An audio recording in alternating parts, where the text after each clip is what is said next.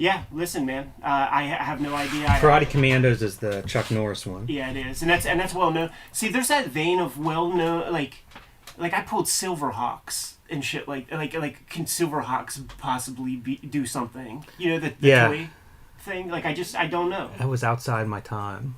Yeah, you would have been. Was it a cartoon too? It was. It's really fucking badass looking dudes, man. And it's one of those things, like, as a kid, where it really fucked my head up because the main dude in Silverhawks was named Quicksilver and kind of has like the eyebrows and the hair and the white scheme and so I thought that it was the same character. Yeah, too many silver things messed me up, confused me. Hey, I've been meaning to bring this up for a while too. In that cartoonist correspondence course thing. Mm-hmm. Kniff's laying out like tools for the trade, right? Right. One of them is this accordion looking thing, and what it would be is like transferring. So like you would have like your stylus here and like a pencil here, and you'd go over like say a photo, right, of like a car. You ever see one of those? Yeah, it's called a pentograph. Yeah. Yeah, and that's the thing that I was telling you about, like in the early days of action figure technology and actually sculpting for smaller scale, like the pentograph would cut a smaller piece of marble or something, and with the toys it would be a piece of this wax thing, and it would just go over every fucking millimeter. It's so bizarre. Yeah, it's weird. I'd like to see one of those in action. There must be videos of those things. Yeah, I should look that up because it's so hard for me to picture it. But the tool for like the cartoonist, like I it's the first time I've really seen it called out, and it would have been like before the Artograph or something. How about that fucking Brian Ballin shit where he's like, oh yeah, I just gridded that, like with the skew thing. Yeah. You know, hey Brian, what's the trick? And he had the trick.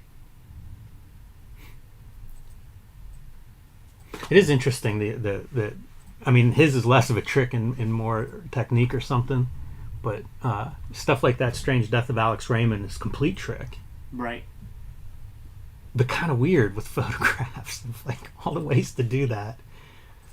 Yeah, when I went to, you know what it is, man? It's the kink of like working in that old way, which is where I can, dude. I literally cannot sleep at night trying to get this red room done, so that I can like maybe I'm starting a new piece of my career, and if it works out, it could be what I do forever, working at that same pace. I'm going to get a fucking Webtoon account.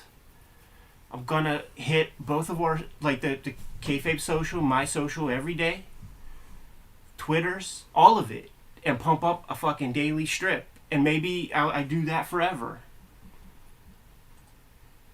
You know, if that's what the market demands, maybe that's what I do. You know, I keep staring at those books, that bookshelf with all the Schultz and Chester Gold and all that stuff. Fuck it, man. Hey, are we live? Oh yeah, we've been live. Oh yeah, let me email it to you. Send me that link. Yeah.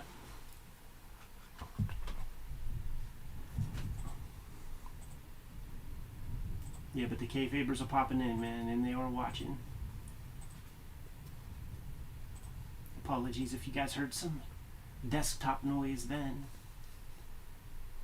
Oh yeah, and might as well let everybody know. Dennis Kitchen is the guy. Yeah, what a lot of ground to cover on him. Yeah. I am curious to hear what the King Kayfabers are interested in regards to Dennis Kitchen. Because, man, that's a rabbit hole. Yeah, we'll say. You know, you were talking about McNamara's resume. Right. I feel like going through Dennis Kitchen's stuff, I felt that way, where it's like, this is about 3 or 4 people's bodies of work here. So many of our guests are just that way, and that's what I want. I need to speak with the most dynamic people. You know, like for my career, I need to speak with the most dynamic people.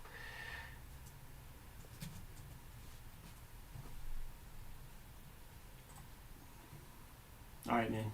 The link has been sent to you. Now let me do a couple of things, man. I need some more fucking caffeine.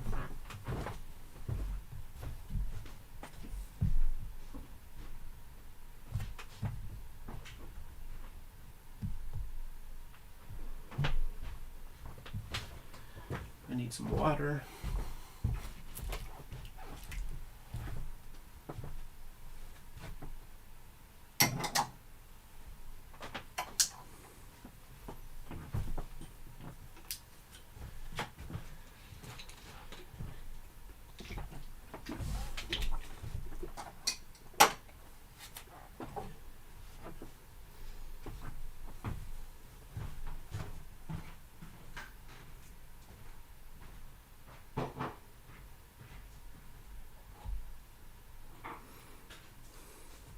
Yeah, good morning, everybody. How many people are awake at this hour? I don't know if you guys can hear that or not, but we are experiencing a thunderstorm here. So if we just disappear, that's what happened. We were struck by lightning. Spirit reprints and Xenozoic Tales. That's the thing. That's where my probably my association with the kitchen sink starts about that same time, Kevin. I can remember mail ordering from their catalog, like before I had regular access to a comic book store at least. And I would just go through those catalogs, and it was like a whole new world of comics existed there that I had never heard of. They all looked alien and weird and interesting, and it kind of killed Marvel and DC for me once I started seeing things like the other one that I would throw in there is Charles Burns. I think I ordered From Hell from Kitchen Sink, so it would have been like probably 94, 95, somewhere in that area. But it was just a bunch of these comics that were, like I say, completely different than what I was used to seeing on the newsstand. And once I found those, that was it. I might have found them after they had acquired Tundra, because I remember those catalogs having things like Madman, I think I mail ordered, and that would have been a Tundra publication. But once those two merged, that was all together. Yeah, it was exciting. We always talk about going through like one of those catalogs because everybody had them, Fantagraphics, all those companies, and that stuff was almost like a history book or something for, pre-internet and without a good comic book store. So many names. First time I'd ever see any of their work would be in one of those catalogs.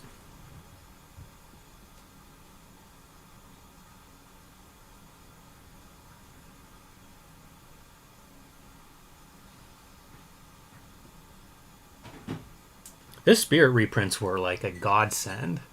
Because everybody knew of Eisner. But where are you going to find Eisner, especially Spirit comics, if Kitchen Sink wasn't reprinting them? Maybe somebody else would have been reprinting them, but those are also pretty good reprints. What's real fascinating is I have a Kayfabe sent us some Spirit magazines. Like I have all the issues right for that Kitchen Sink put out. Somebody sent us the one, just a random magazine, that one of the Kitchen Sink ones, because he takes over with like issue 17 of Warren, picks the same number up.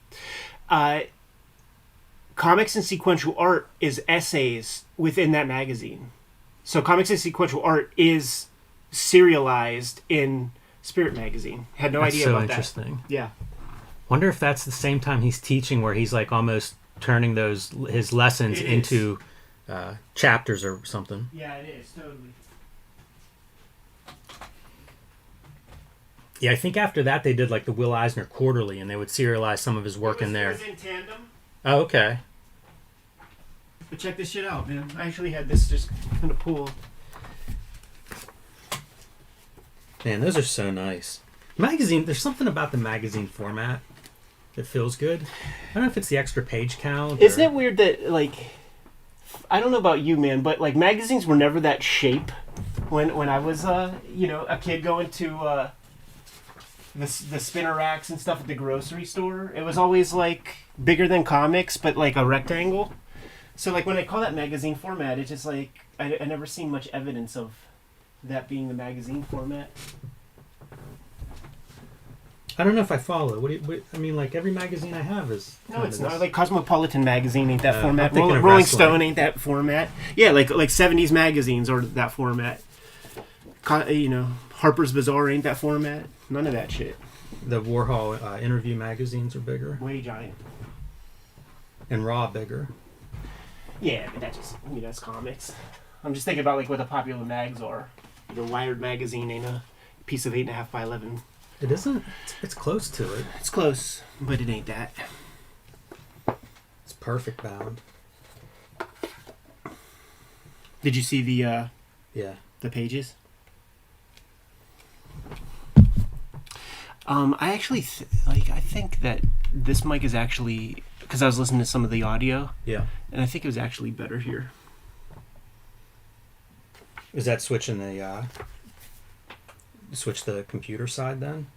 Like wire wise, what's this? Oh, right, because that can't fit here. Fuck. We could change the whole setup and move that over here. It's more important to have you sit here on the side of the mic with the thing, so I just don't know that would be... So. We'd spin that too, right? It would all spin. You would spin the camera. You'd spin everything. Just everything 180. So the camera will be over here? No, the camera would still be there, but instead of this way, it would be this way. Oh. Because the claw is the claw. Like, the claw is symmetrical. Yeah. Yeah, no, that makes sense. How about Wizard 4 made the Key Collectors app Nick's Picks this week. Is Cartoonist Kayfabe mentioned, though? Yeah, good question. Because, like, they will do that, like, where things get announced and shit, like when different stuff gets unearthed, and that was my plan. That was what I wanted. I wanted it to be a newsworthy thing because I got a little juice with that fucking Marvel Eastman Laird story. I wanted to do something that would transcend the channel a little bit.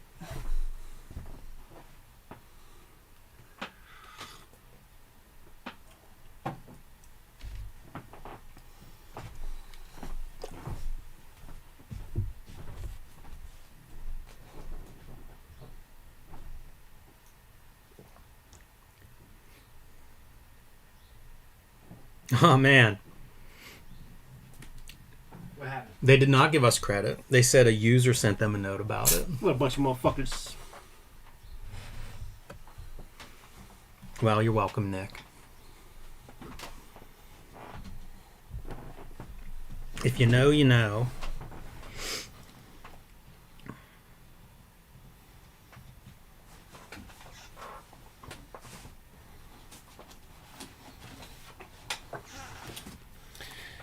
I'm gonna call this. We'll save a small killing for a little when we get more talkative. It's a little bit more complicated of a book, but one of the things that we're gonna talk about, man, and I'm gonna sell it on the channel as Alan Moore's Forgotten Masterpiece, A Small Killing, and I just think it's fucking fantastic, man. I think there's a lot of balls to it. I think it's an amazing creative choice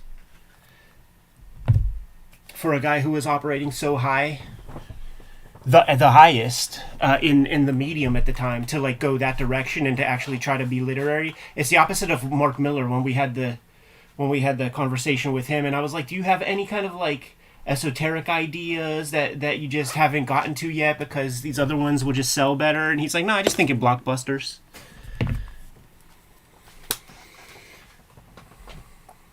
You know, the stuff he likes is bombast and whatnot.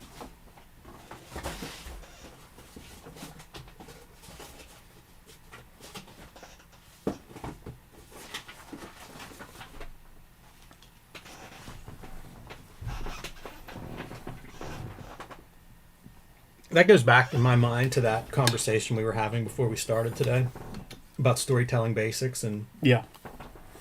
No, I'm totally with you, and I mean the whole, like, the added part to that visual storytelling thing and the clarity at the Kubert School. Well, actually, it's a precursor part. It's Joe Kubert saying, treat your readers like they're idiots, spell it all out, and you know that's just the kid stuff. But then that's where my problems with comic writers comes into the conversation. Because of picture books that are not pandering.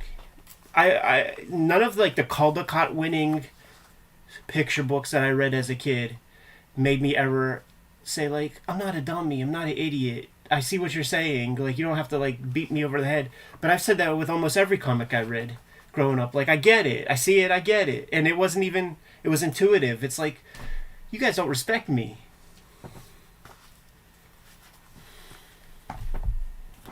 Do you think this will get flagged for incendiary? You know, I have no idea. That's not different than this, right? Might look at Punisher meets Archie. I save it for that. had no idea. But you know what's cool is see in the back of yours if it has the Buscema pencils, because like does not. Oh, and it's so cool. So like mine has an Archie comics ad, for subscription, and yours has a Marvel. Yeah. That's pretty sick, man. That's an interesting deal. I think that that Archie got the better end of the stick. Do you have this page in yours? Yeah. I think it's in the front of mine. Yeah, mine too. Okay. That's cool as fuck, man.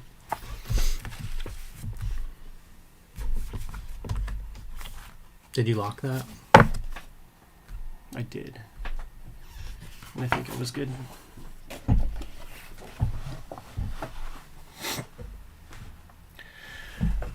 Check, check, check. I'm seeing audio. Let me set this up and make sure that the stream is happening.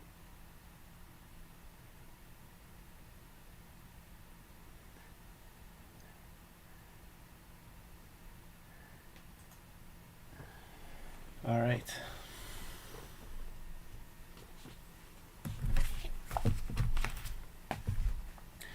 Welcome to Cartoonist Kayfabe. My name is Ed Piskor. I'm Jim Rugg. Got a wild crossover today on Cartoonist Kayfabe, but first we've got to let you guys know about the Patreon, and the King Kayfabers on our Patreon are watching us record this video live, and they get access to all of our videos before anybody else, so support the channel that way.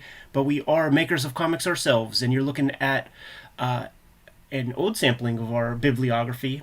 It is 2023 is the year of Cartoonist Kayfabe. Here's what we have out in stores right now. You see here, you know what, I'm going to start this over. I always start off a little weak. All right, go ahead. Welcome to Cartoonist Kayfabe. My name is Ed Piskor. I'm Jim Rugg. And today we got a big crossover in comics that we're going to be talking about. But first, got to let you guys know about the Patreon. Hit the link in the description below.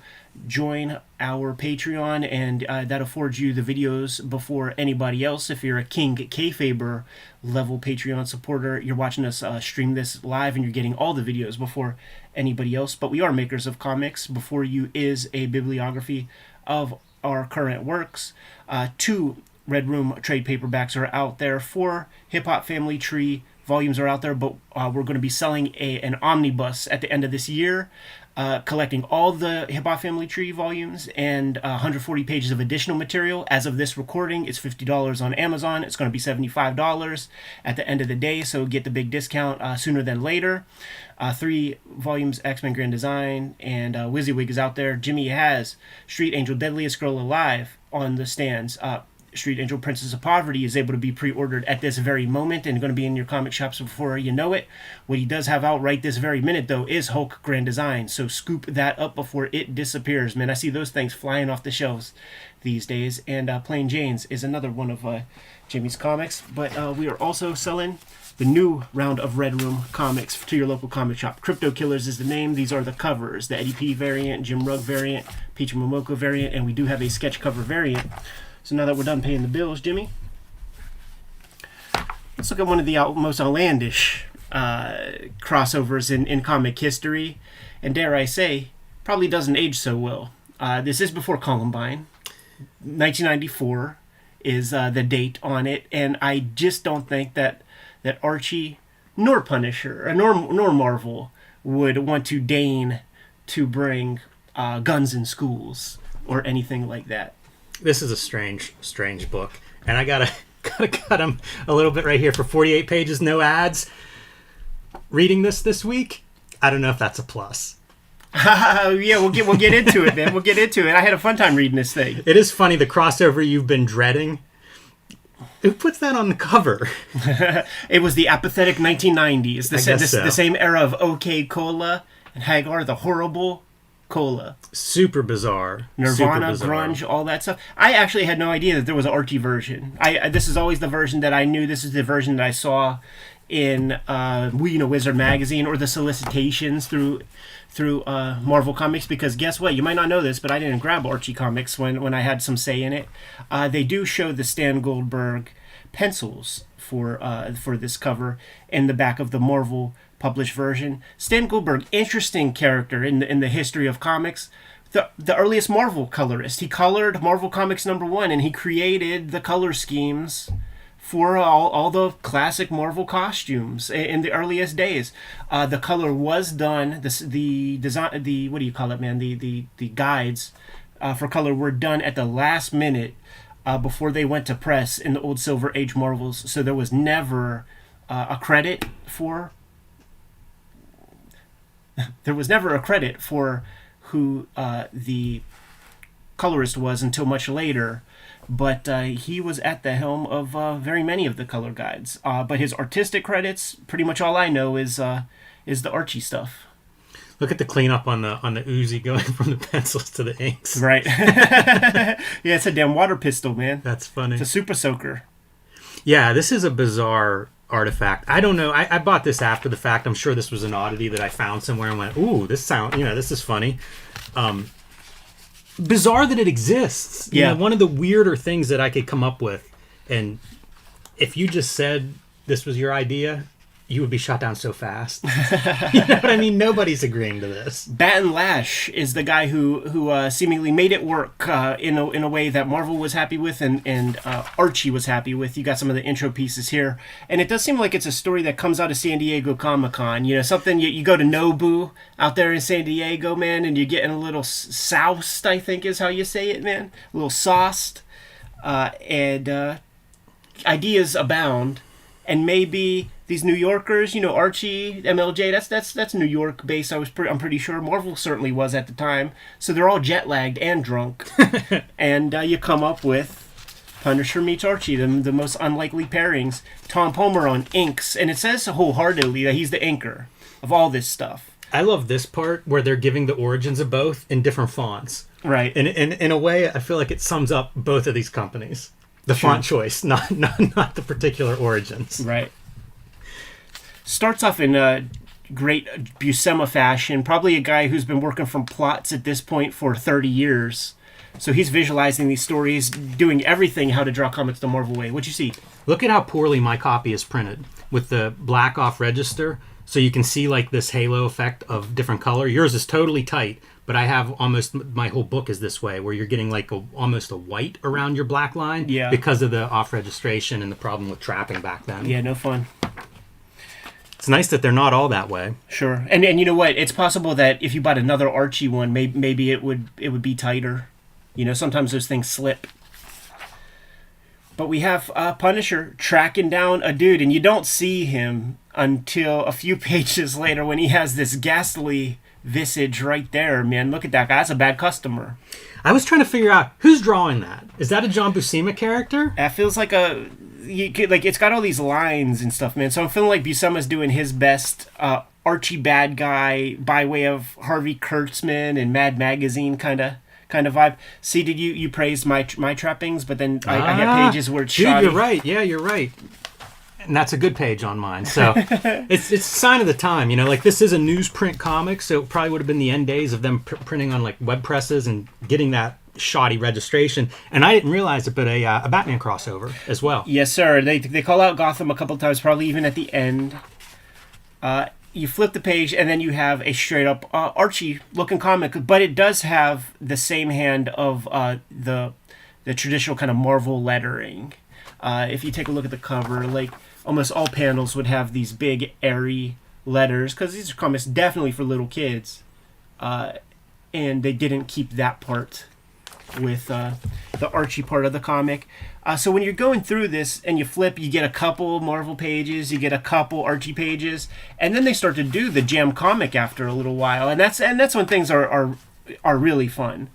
A lot of inside jokes in this book, thanks to Bat and Lash and crew. Really hard. That first panel is just loaded to the point of I was rereading that being like, okay, hold on, what? Right. Which one? This panel? No, this one, because they're making jokes. It's a comedy club, but I thought it was a comic book store at first. Totally. Yeah, and Pep Comics is the first appearance of Archie in the old MLJ days. And that bad guy, his name is Mel J, like MLJ, a.k.a. Montana Bob Montana, creator of Archie. And Freckles, that's just there for fun. But this lets you know, man, Punisher is on the track of this MLJ Montana Bob character and tracks him down to Riverdale. I always see a little bit of Mark Silvestri, Dan Green in these John Buscema pages. Sure. And Man, I'm sad that hasn't continued to be a part of Mark Silvestri's style. Yeah, yeah, totally. Like he dumbed down for the audience and doubled his dollars, man, when he went the Jim Lee, Scott Williams route. So now we introduce this Bizarro World Archie guy into the world of Archie with all the same deals, all the same problems and issues of your standard Archie comic. Veronica wants to get back at Archie, is going to go with this look-alike dude. Some of the most interesting part of this book for me is seeing Tom Palmer's inks on this kind of Stan Goldberg Archie style. Sure. Yeah, and it'll be bits like this where it's like you could almost see Tomb of Dracula guy. Yeah, it's very bizarre, and it makes sense that you'd have the same inker to try to tie two different pencilers and styles together. Yeah. But it does bend the Archie style a little bit in a way that I find interesting. Yeah, it does. And you know, this is him doing his Archie version of a background, but then this is Riverdale. So this is the John Buscema version of a realistic Riverdale, which I think is very, very awesome because it's a throwback town. Man, look at the wildness of the perspective on those benches. Dude, you have to put microchip has to sit on the inside. There's no grid. There's no grid being applied to that perspective. Yeah, I think he's batting this one out pretty quick. And it's these kind of bits that I dig. And I do wonder, you know, does Stan Goldberg have to, like, go kick it at John Buscema's studio to draw in his guys kind of quick or something? Because it's definitely... I think it's probably Buscema doing a lot of the heavy lifting. I like to imagine them drawing inspiration from the Megaton Man Savage Dragon crossover. Right. Probably on both of their tables. Stuff like that probably even just made this possible, to be honest. It is funny whenever it's not the Punisher, like just having like these grunts grabbing Archie.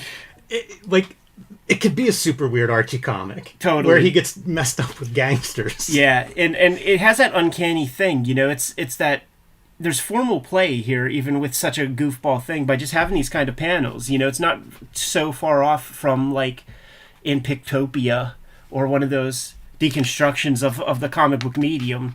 Because Bat and Lash, he's an outsider of both. Like, he's never was a mainstream dude. He was doing Wolf and Bird, Counselors of the Macabre. I don't know any of his other credits. Yeah, I don't know if he even has any other credits. So he never did Archie comics, and he never did Marvel comics. So he's the writer of both, and he kind of could kind of see both from the outside and kind of, you know, make fun of them suitably with like weird Punisher War Journal captions and stuff like that. They got the whole gang in here, dude. Look, it's Josie and the Pussycats. Yeah, that one looks like a struggle. I don't know if it's Tom Palmer or Stan Goldberg, but boy, some of these pages do look like they were done quickly. Yeah, and I think all Archie pages are like that, man. I had 2 teachers at the Kubert School who were Archie guys, and the one dude like definitely did not want to be an Archie dude, so they even like made series for him where he could draw kind of superhero-ish looking guys and stuff like that. But if you want a raise at Archie, they'll give you more pages to draw. Like, that's that kind of joint. And Stan Goldberg's name was on a lot. Yeah, I used to collect those Josie and the Pussycat, like the DeCarlo ones, the early ones. Sure. And I would scoop Archie comics up when I was a kid. They were at the hardware store. They were much cheaper. Like, you could get them for like $0.25. And I was agnostic in my tastes. It's another insane page. Oh, that might be the thumbnail. It should be. Just it's a perfect page. Yeah. It really is. It exemplifies that contrast in styles. Yeah. And that's what you want when you have something like this, man. You want to see Punisher and Archie in the same panel as much as possible. So something like this. Yeah. You know, that's almost like a panel of a Fantagraphics comic or something.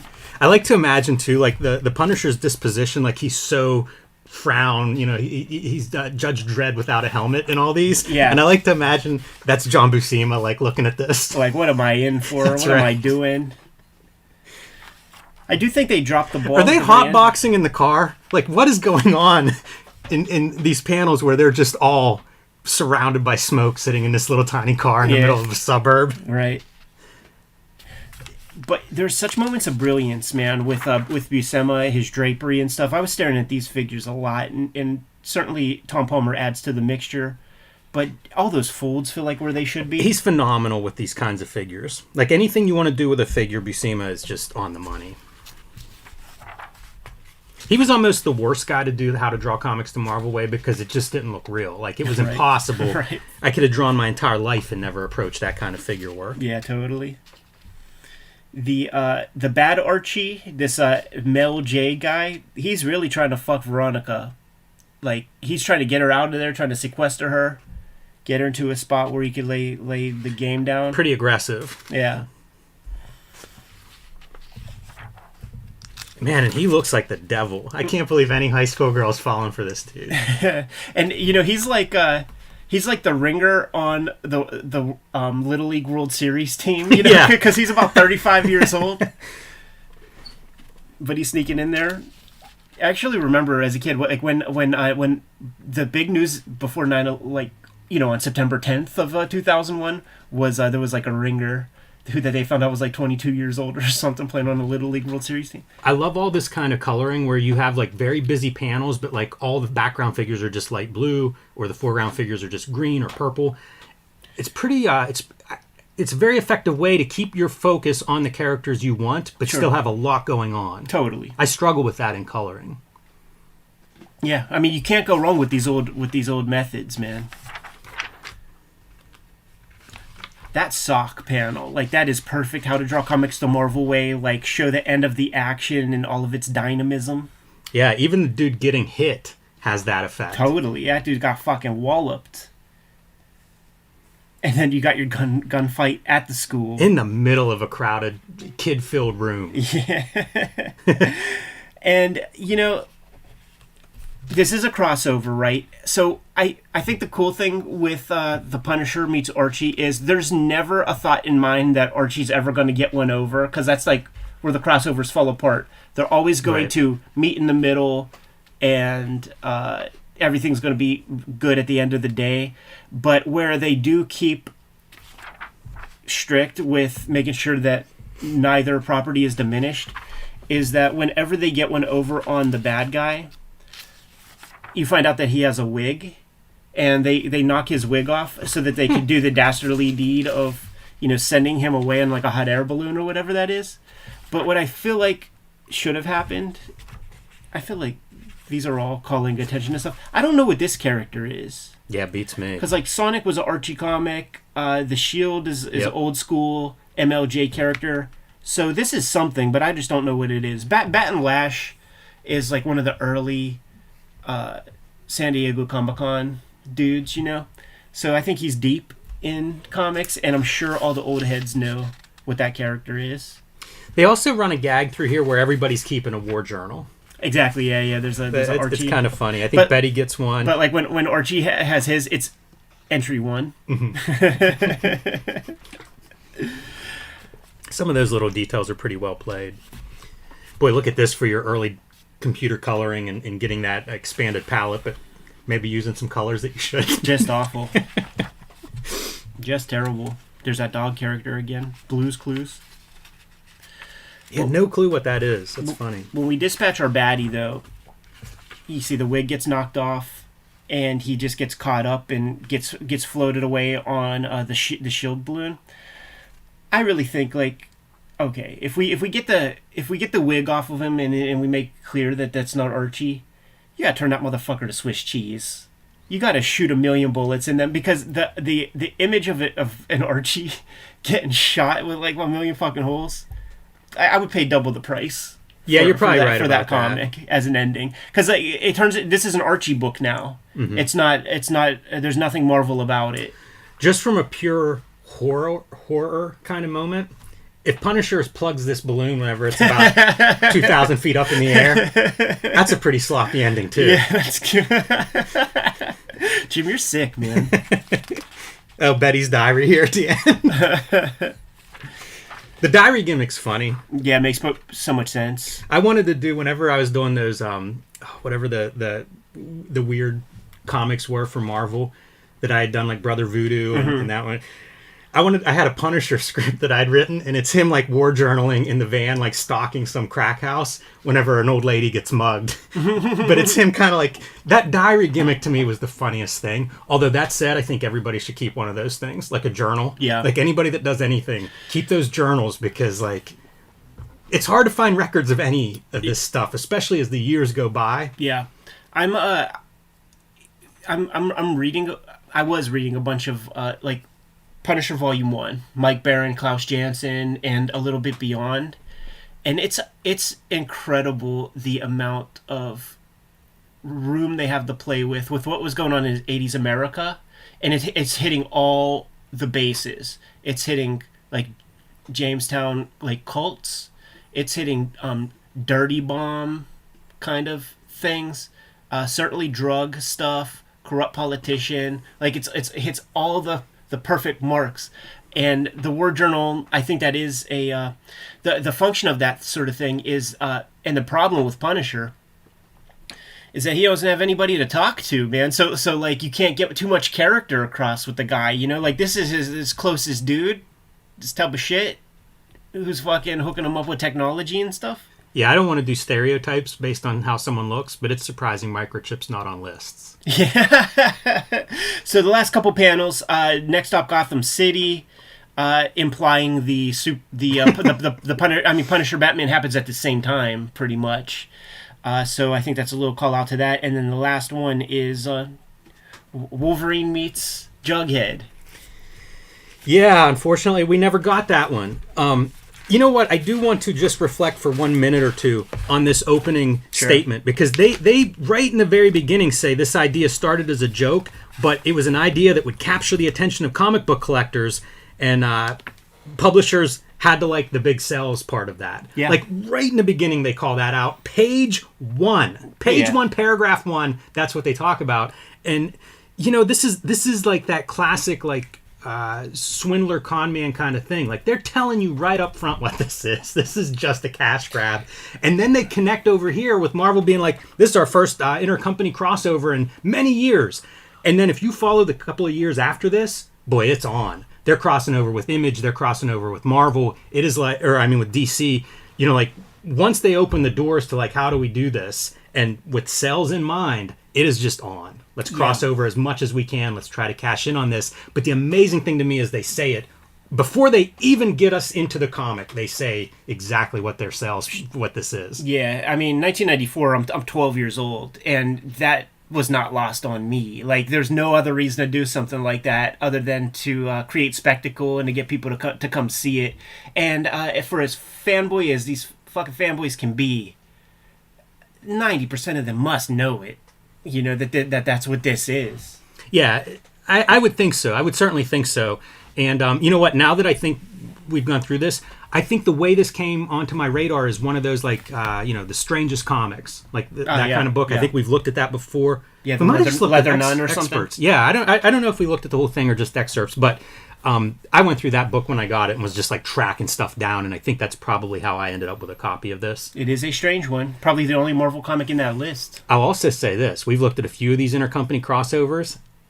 I'd say this is as well done as any that I can think of. I mean, I think this is better for those reasons that going into it, you'd never think that there's going to be a schmoz with the two that's going to end in a tie like every other one. Because you cannot, it doesn't make any sense to participate in a union and have your character be the bitch.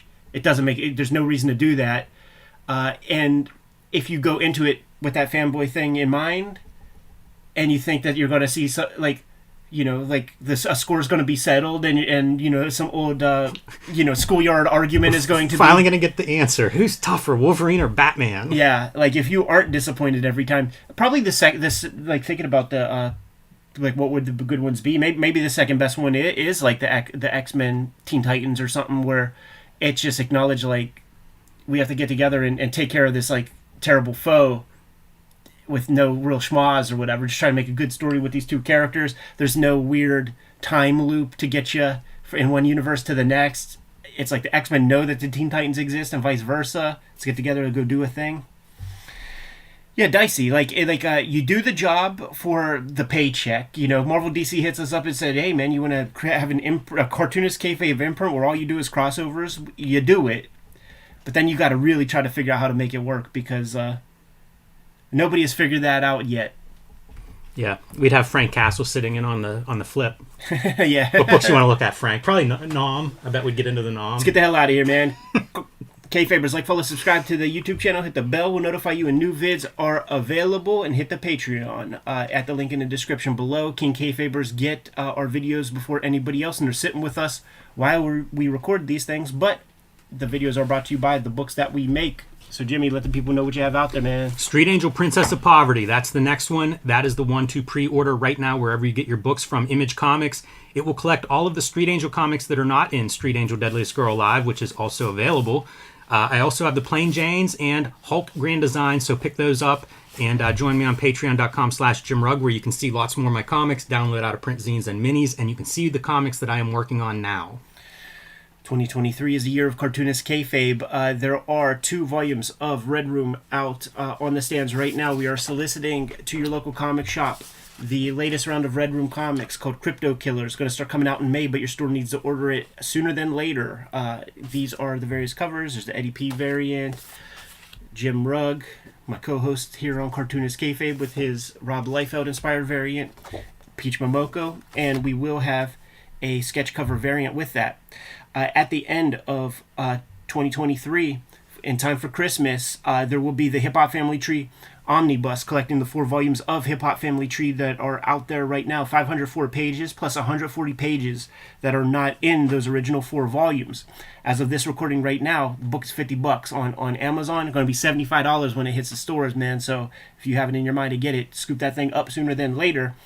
3 volumes, X-Men Grand Design, are out in the wild, and WYSIWYG. Jimmy, what else do we have out there? Subscribe to the Cartoonist Kayfabe newsletter at the links below this video. You can also find Cartoonist Kayfabe t-shirts, merchandise, hats, fanny packs, and lots more at our spread shop. That link is also under this video. All great ways to support the channel. Give them those marching orders. We'll be on our way. Read more comics.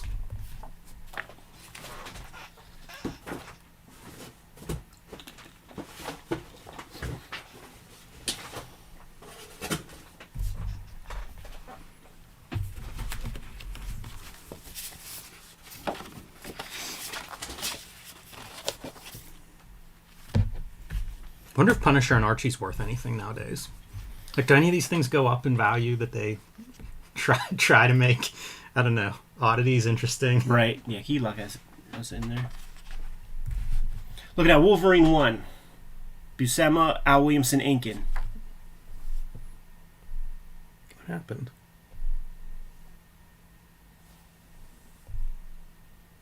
Oh, something happened. Yeah, there it is. It was like a double tap you did. Here, I'm going to get my hand out of there and lock it in.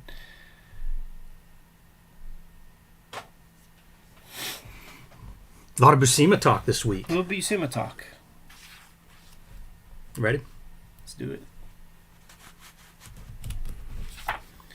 Welcome to Cartoonist Kayfabe. My name is Ed Piskor. I'm Jim Rugg. Join our Patreon. The King Kayfabers on our Patreon get all the videos before anybody else. They're watching us record this video live right now in living color. Mitigates the kayfabe effect completely, but the videos are brought to you by the books that we make. And 2023 is the year of Cartoonist Kayfabe. Jimmy has Street Angel, Princess of Poverty coming out sooner than later. Trade paperback format, collecting the complete the Street Angel Princess of Poverty is collecting all the Street Angel material that is not in Street Angel Deadliest Girl Alive. Having both trade paperbacks, that's the one that you have. Having both trade paperbacks get you all the Street Angel material that's been published to date. We're putting out a Hip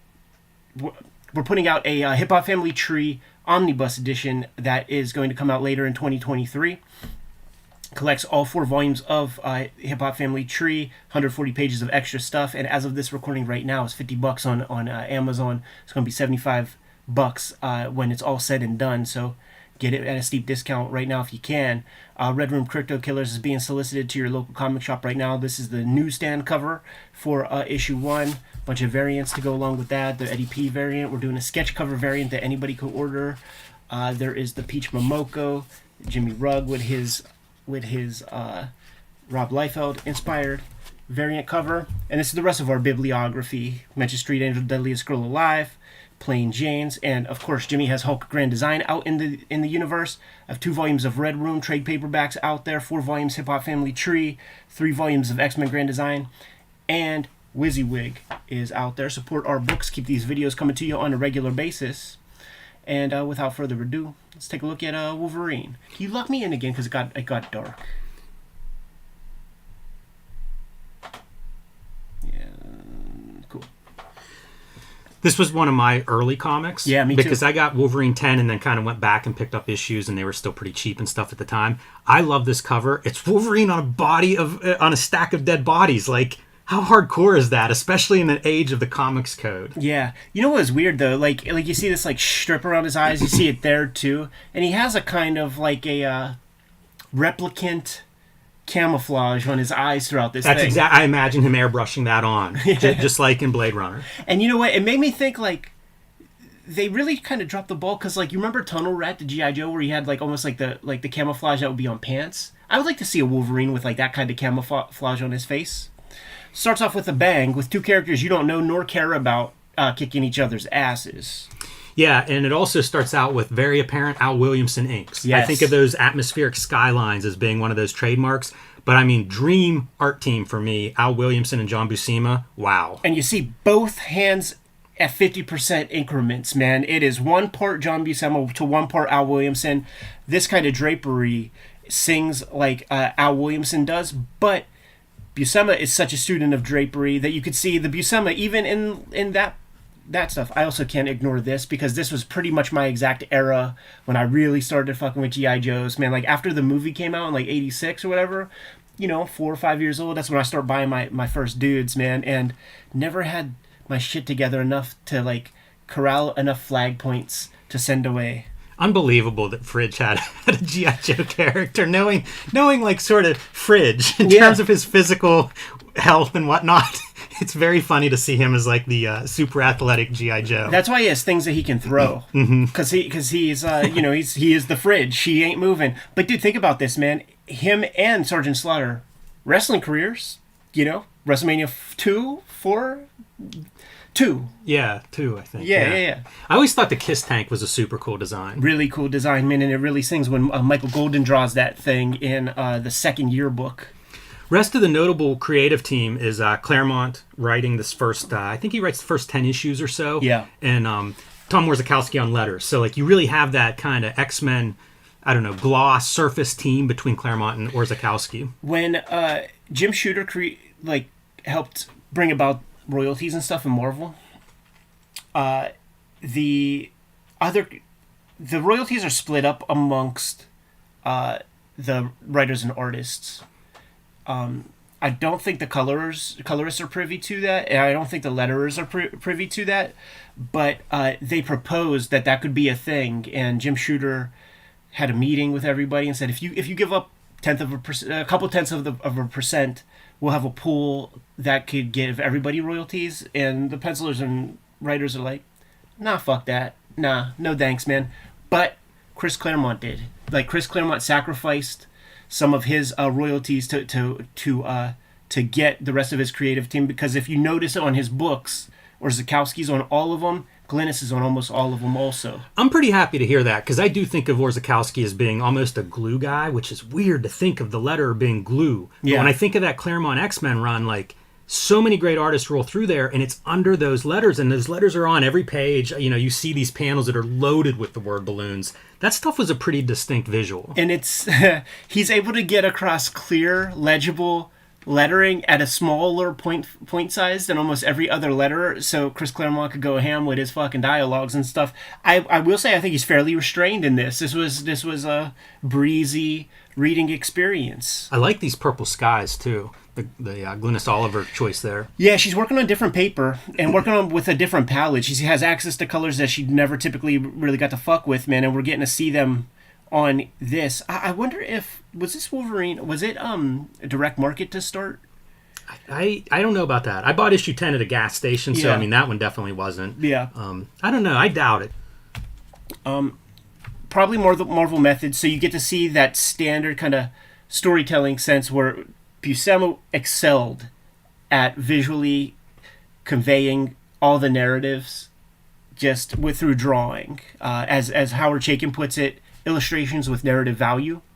To the point where like you almost don't need words. But what happens is you have these pirates of, this ain't even Madripoor. It's some other small country, fiefdom, whatever.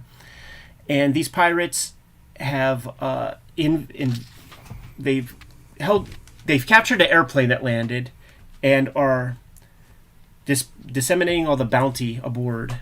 About cutting the guy's head off. Yeah. That's super fun. This is also super fun also. Yeah. Where, look, they captured the plane by putting a net on it. I wonder if that works. It's just got to fly low and then you throw the net up. Yeah. And you see those eyes, dude. Those ominous eyes in the bush right there. Man, you see Glynis doing stuff, man. You see some light on those leaves. You see some moonlight on the water there. Doesn't work too much. You don't see it really. Mm-hmm. You know, if it was just a 4-color comic with mechanical separation, she would probably do like a 100% yellow with like a 25% cyan, and it would totally sell. But she's got to figure that shit out. I think she's on record talking about the palette and changing and how she'd never really conquered it. Wolverine does, man, like a little feral creature. Tom Warzakowski doing what Tom Warzakowski does, yes, with sir. that sound effect of the snapping of the neck there. Beautiful framing here with having the sort of carcass of our guy and seeing Wolverine in the shadows. How does Glynis help him out? Kick a little white against the black to call attention to that as a focal point. That's smart coloring. It's a great use of white. You know, that's something that you don't see all that often. And she's creating this situation where he absolutely blends in with the background, but you're calling attention to it. It's just a very wise storytelling contribution on the part of the colorist, which you don't hear us say that often when it comes to the old school coloring. You might not hear us say that with new school coloring. Yeah, I feel like we might compliment the old school more than the new school on that front.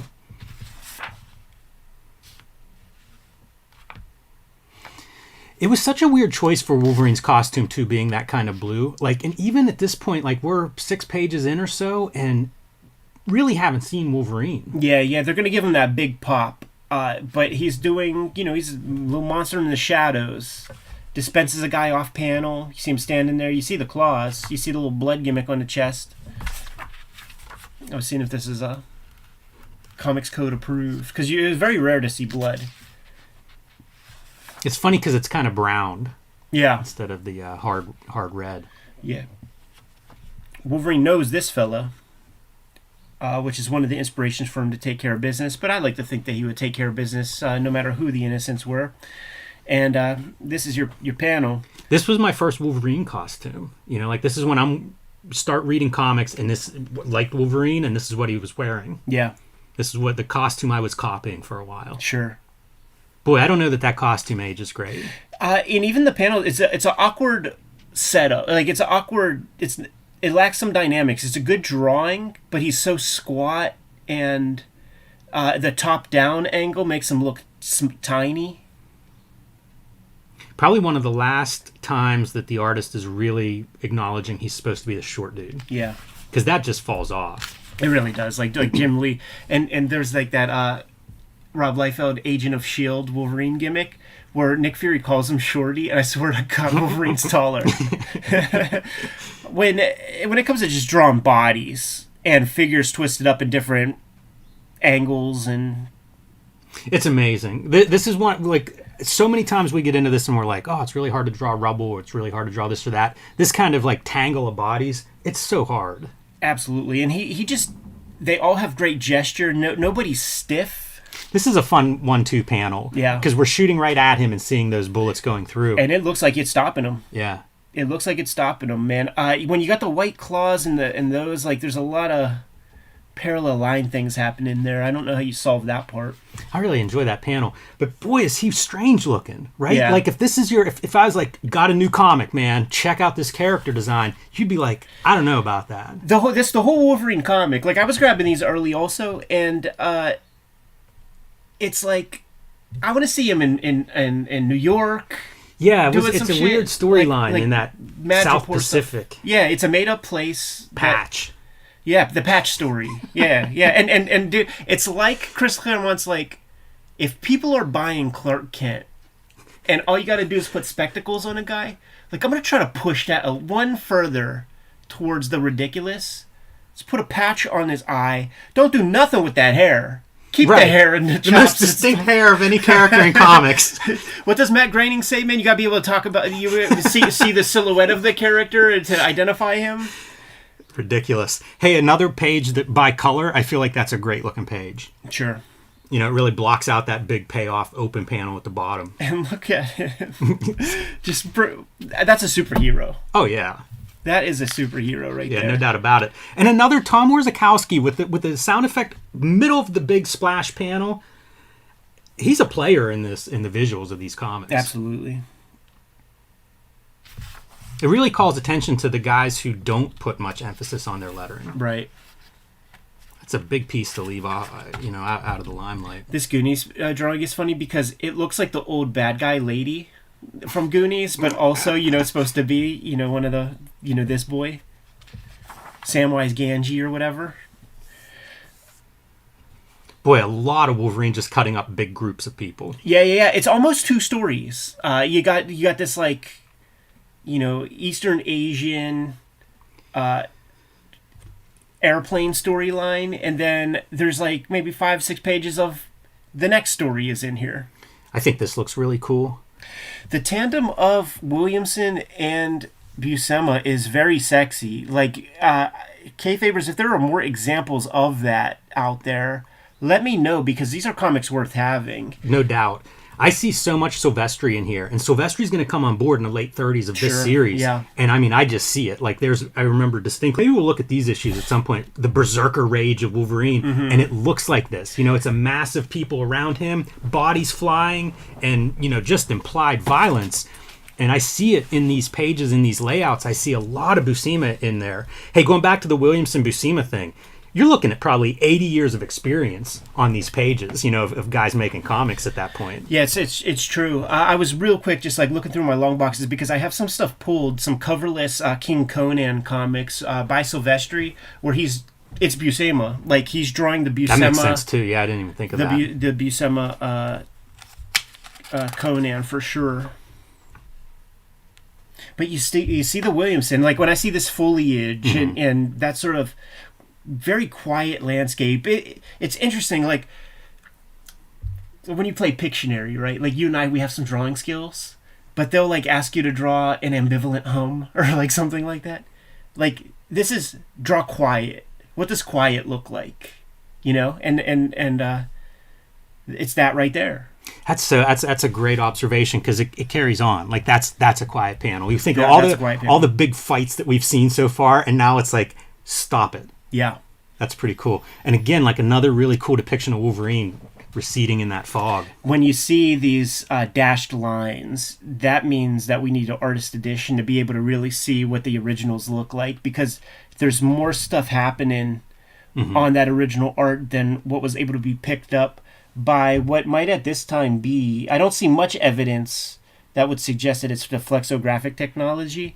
I don't know if like at a certain year, like, everything went that way, but where you would see it in comics would be like the thin lines, and when you're creating like a plastic plate as opposed to like the old fucking, I don't know, lead or tin plates that they had, the thin lines, they would, from the heat, it would just kind of warp, and there would be this like unified squiggly line.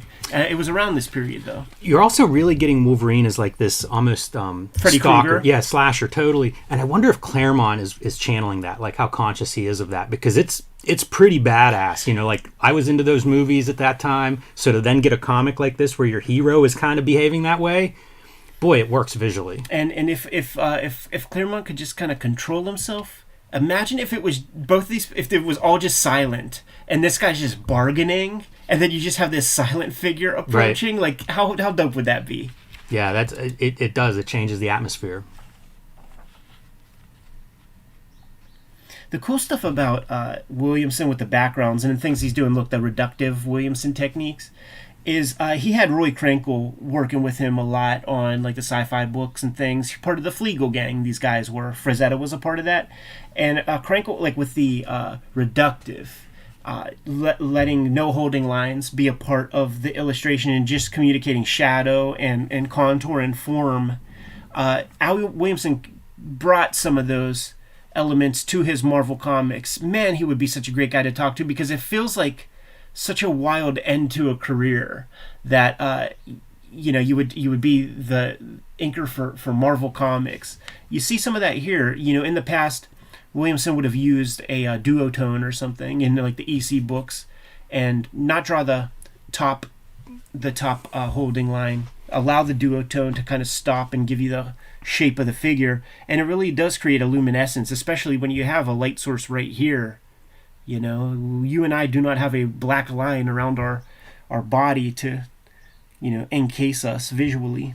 I like that use of orange for your light source, also being just flat orange for the figure, the foreground figure. It's pretty neat. Yeah. Strikes me that this does not look like a typical comic book, especially for, is this 88, 89, something like that? It kind of doesn't look like it. It's not colorful like I think of their palette. Yeah. It's not superhero-like.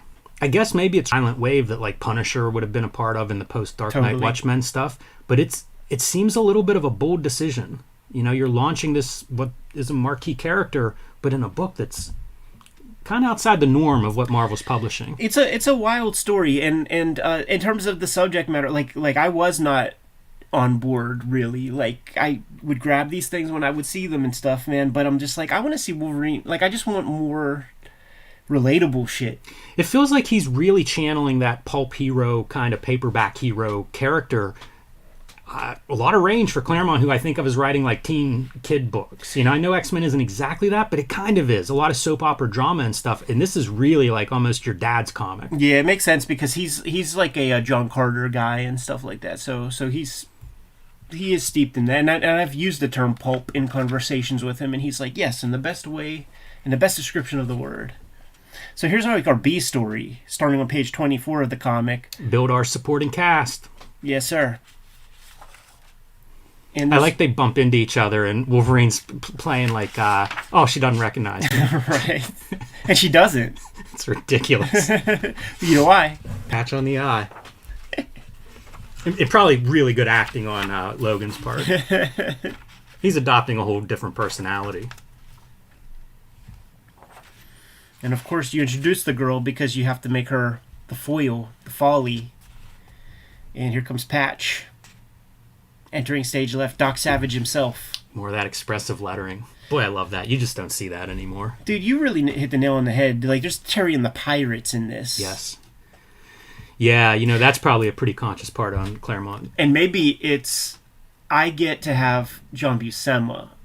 Maybe it's that. And, like, Buscema, what do you want to draw, dude? What are we doing, man? It's a good point, because he's very well known for not liking the spandex kind of superhero stuff. So if that's your artist and you want him to be happy, what do you do? Yeah. And Terry and the Pirates, everybody loved that stuff, from that generation. Absolutely. So some cult is looking for a sword. This lady has a homie who has the sword, and they're going to be landing in Madripoor. Well, there you go. Got to get issue 2. Yes, sir. Did not realize Exterminators was an actually used title. Oh, yeah, it was an 8-issue... no, I guess just 4. Executioners. Fallen Angels was the 8-issue joint, but... yeah, there it is, man. I mentioned this just because we have talked on previous episodes about Rob Liefeld's X-Force. Apparently, Exterminators was the first... Was that the name of it? I think that was the name of the first when he was putting X-Force together. And, I did not realize that was an actual book. Yes, sir. And from about the time period, What are we looking at X-Force? 2 years later? 3 years later, maybe? Yeah. Oh, and do flip to the back cover. Oh, yes. I love these. This would run on and off through maybe the first 20 issues or so of the Wolverine series. And it would be other art. It was the Wolverine Gallery. It's not labeled as such here, but that's what future ones would be branded and have just different artists drawing it. This one being John Byrne doing a Scarface homage, maybe a little bit to the poster, but would take over the Wolverine art and writing, I think, with issue 17 of this series, and does like maybe 6 issues. And I love those issues. Like I was buying those, every month and really dug them. They might have even been some bi-weekly ones dropped in there. But yeah, very cool feature. The first issue I got, it was Kent Williams, and I mean, it's like nightmare inducing. Like that guy really went far out. But that's what the gallery would do. There's a Bill Sienkiewicz one that's really radical and kind of a departure from the norm.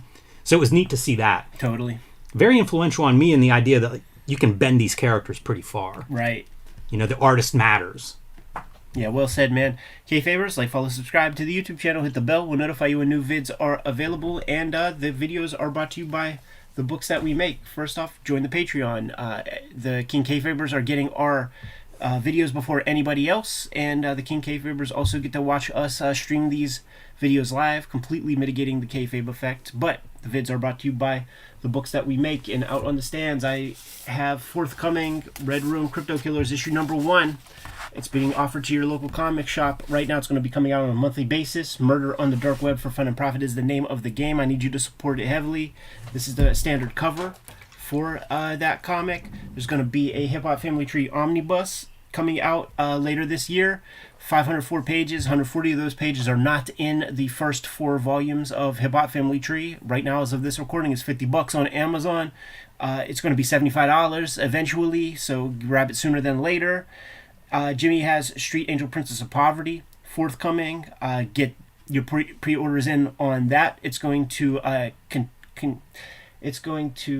collect the Street Angel material that is not in Street Angel Deadliest Girl Alive. So having both books completes your set of all of the Street Angel comics that are out there.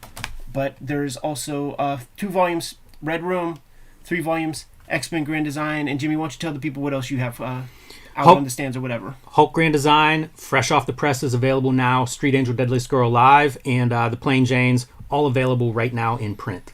You can also join me on patreon.com/JimRugg to see more of my art, download out-of-print zines and minis, and see the comics that I am working on now. What are some other ways that people could support the channel, Jim? Subscribe to the Cartoonist Kayfabe newsletter at the links below this video. You can also find Cartoonist Kayfabe t-shirts, merchandise, hats, stickers, and more at our spread shop. That link is under this video. Great ways to support the channel. Given those marching orders, we'll be on our way. Read more comics.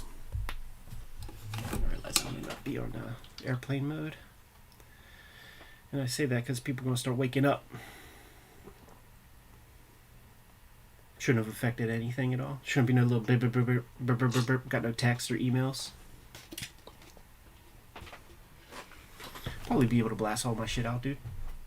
Yeah, we got to go fast, so keep the videos relatively concise.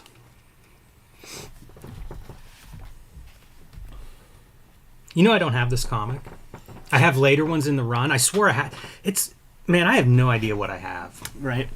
I have some sets, man. If I come across another set, I'll hook you up. I don't know if I need it or not. I know it's high on your list. Yeah, I'm not hurting. Hook me up.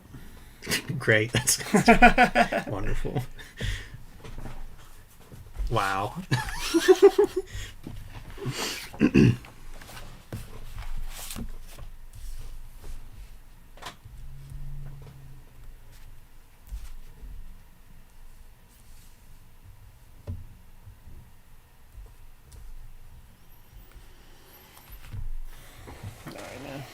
Ready? Yes, sir. Welcome to Cartoonist Kayfabe. My name is Ed Piscor. I'm Jim Rugg. And we're going to be looking at highly controversial comic today here on Cartoonist Kayfabe. The videos are brought to you by the books that we make, but also we have a Patreon. Patreon.com/Cartoonist Kayfabe. It's in the description below this video. And the King Kayfabers gets to see all of our videos before anybody else. They also get to watch us and hang out with us while we record these videos. Completely mitigates the kayfabe effect, and it supports the channel. These are some of the forthcoming books that we have coming out. Street Angel Princess of Poverty is forthcoming and coming out reasonably soon.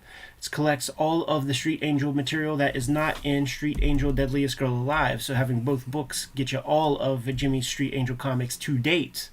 Red Room Crypto Killers 1 is being offered to your comic shop right now. It's going to be coming out on a monthly basis, so while you get your shop to order issue 1, get them to issue 2, 3, and 4 also.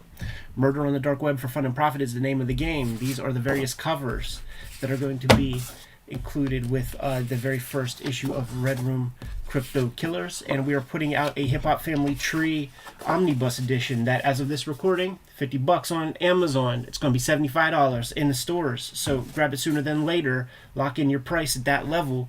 This is another sample of our bibliography. 2 volumes of Red Room Out There in the Wild. 3 volumes X-Men Grand Design. 4 volumes Hip Hop Family Tree. Hulk Grand Design is out there on the stands going quick.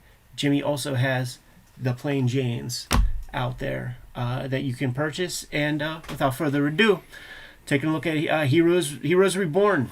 Captain America #1. Spectacular issue. Rob Liefeld, Jeff Loeb. Starts off. Pledge of Allegiance, goddammit. 5 pages of that shit. Yeah, World War II glory, I suppose, here, right? Jeff Loeb getting paid, man. Boy, those airplanes are funny. They look like they should transform. Sure. Yeah, all of it. It almost looks like the feet are back here. And those are GoBot. They are GoBots. Yeah, it's GoBots designs, man. You can imagine a guy's face right in there with the same little spinning top head. It looks like Nazis shooting Nazis with the helmets and stuff. Not a lot of historical detail. No. And also, whoever's coloring that sky, I don't know what filter that is, but they put the goddamn Wacom. It doesn't feel like a sky filter. In between their butt cheeks and shimmied they twerked on the page. There used to be that filter. It might still be there in Photoshop, and it was like render clouds. That's what they needed to do on that. Wow. Yeah. You could just tell. You could see the marks with a blurry fucking Wacom. Cintiq or something. And I do want to point out, like, this was part of that Heroes Reborn big Marvel move to bring some of the Image guys back, the Jim Lee and Rob Liefeld, to do a couple of their books. We have looked at Avengers #1, which was the other Rob Liefeld contribution, and we've looked at Fantastic Four #1, which was one of the Jim Lee books. So check out those videos if you're interested in this time period and this big, I don't know if crossover is the right word, but this big project. I mean, it certainly was a big promoted project. Probably Marvel's big promo that year would have been this Heroes Reborn move. And it was a big deal. Oh boy. There you go. Incredible. And I will say, I never bought any of this shit. Shouts to... Sure you didn't. Shouts to Shirley Doe who gave me his entire comic collection.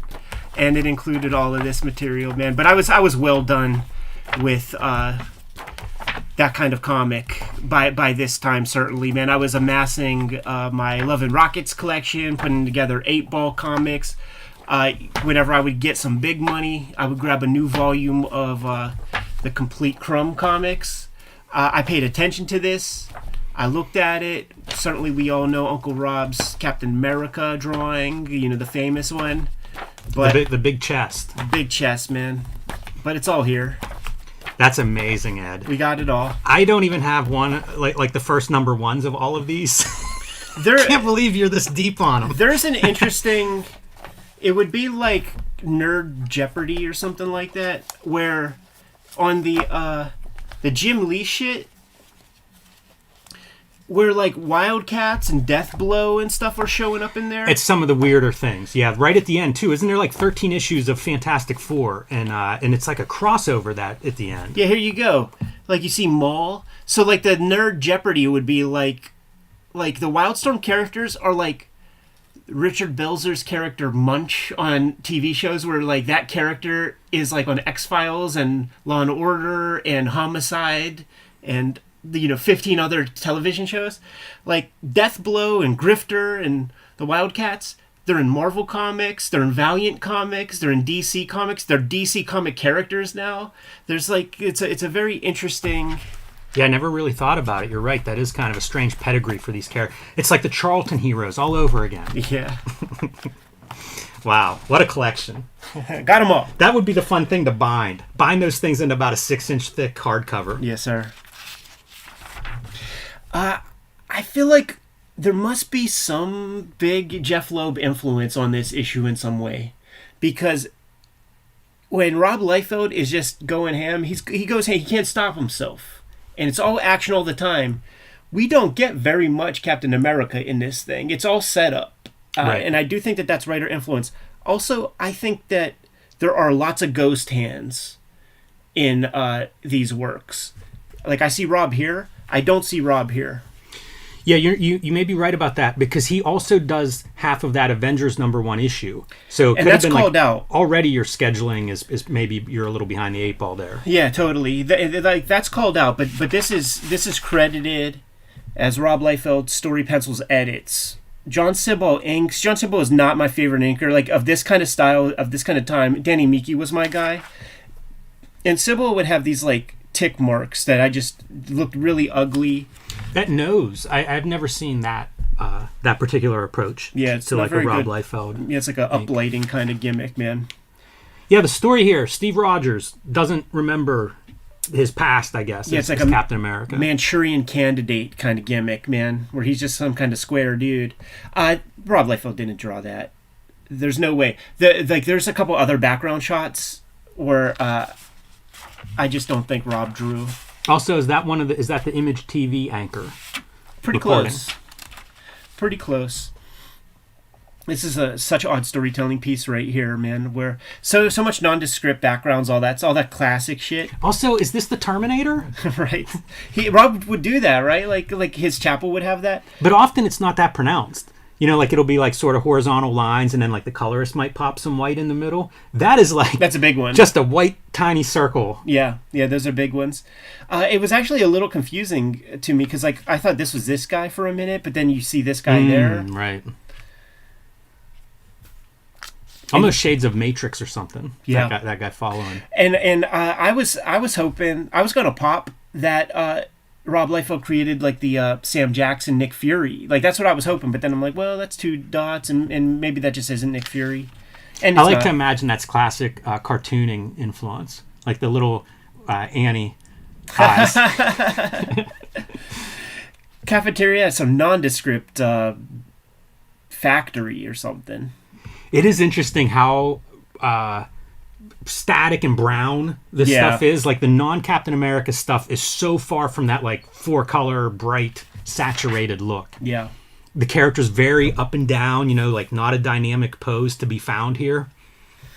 This page is rooted in a certain time period. When I was a little kid, I used to consider it a badge of honor. Like if I was able to stay awake when the television would go off the air and turn into color bars.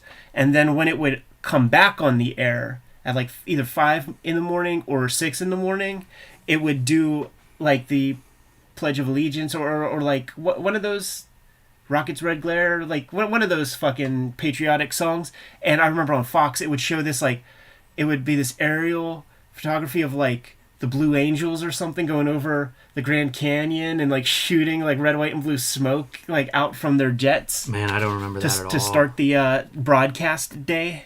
They should get back to that. Yeah, maybe they even do. I just don't know. But like, yeah, we were alive at a time when like television wasn't a 24-hour medium. Look at this effect. Just filling space. Absolutely, and Rob getting paid, man. Like with Chester Brown pages. You know what I mean? Like just put like a little 3-panel gimmick on Chester Brown period. Yeah. He found yummy fur. Here we go, though. This is what we came for, right? Making some money, making some loot for sure. Gonna sell that piece for 5 figures for sure. But you see these like this kind of shit. That's that John Sabal stuff with these like thicks and these like blobby edges. I hate it.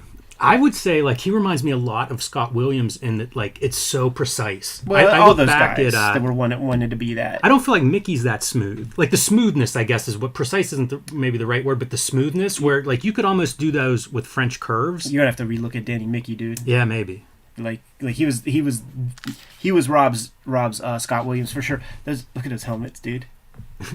It's like Dirk the Dastardly or whatever from what was that character, man, from Dragon's Lair. You remember the Dragon's Lair video game? No, I don't. I think there were some characters in Smurfs that look like that. He's so like angular. Yeah, they're like sharp that knee knees. is sharp. The toes are sharp. Yeah, this is a very specific period of Rob work here. The big thing was changing the head thing from the A to that eagle. And I then think that was the big controversial redo. Yeah, and then as soon as Rob gets off of this, he buys the license for Fighting American and carries that same symbol. That's a fun face. Our boy waking up. He has one nostril. Right in the middle of the nose. Once you see it, you can't unsee it. Hilarious. Boy, the colorist is working. Look at that stance, man. How can you not know that he's a superhero standing that wide? If you can stand that way and not tip over, yeah. And not sing soprano? That's right. Now we have our Karen Kelly, Bucky. Carrie Kelly, Bucky. Look at this gang, dude. Right. Yeah, look at him here, dude. And that's her brother. Wow. And dude, it's the period of time. It's American History X, where like there's like the little brother who's the Eddie Furlong character, and then there's that Ethan Suplee dude who's super cut and beefy now, but he was a big fat fuck back in the day. You know, Boy Meets World, Schooner is a Sailboat on the Kevin Smith movies. That dude is large. Yeah. Like, I mean, he's 30 heads tall. Yeah, so these little dudes, man, they're like, we're gonna go become neo-Nazis, man, because like there's a meeting at the beer hall. Look at this too. This is one of those, I think, Rob Liefeld changes. Like the way he approaches some of those figures. I have no idea what that's from, but around Toy Time, like the Shaft, whenever you got those gigantic boots, you know, like there were like just a few of these things that would come in that were like, I don't know what the influence was. I feel like it's manga. But this guy's shape is one of those. Yeah. You know, that's a non-Marvel House style shape right there. Yeah, more of these Sibal fucking strokes, man, that just irk me.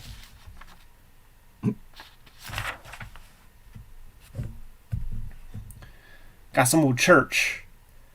Where we just got some... I love this dude sitting here. Sheep.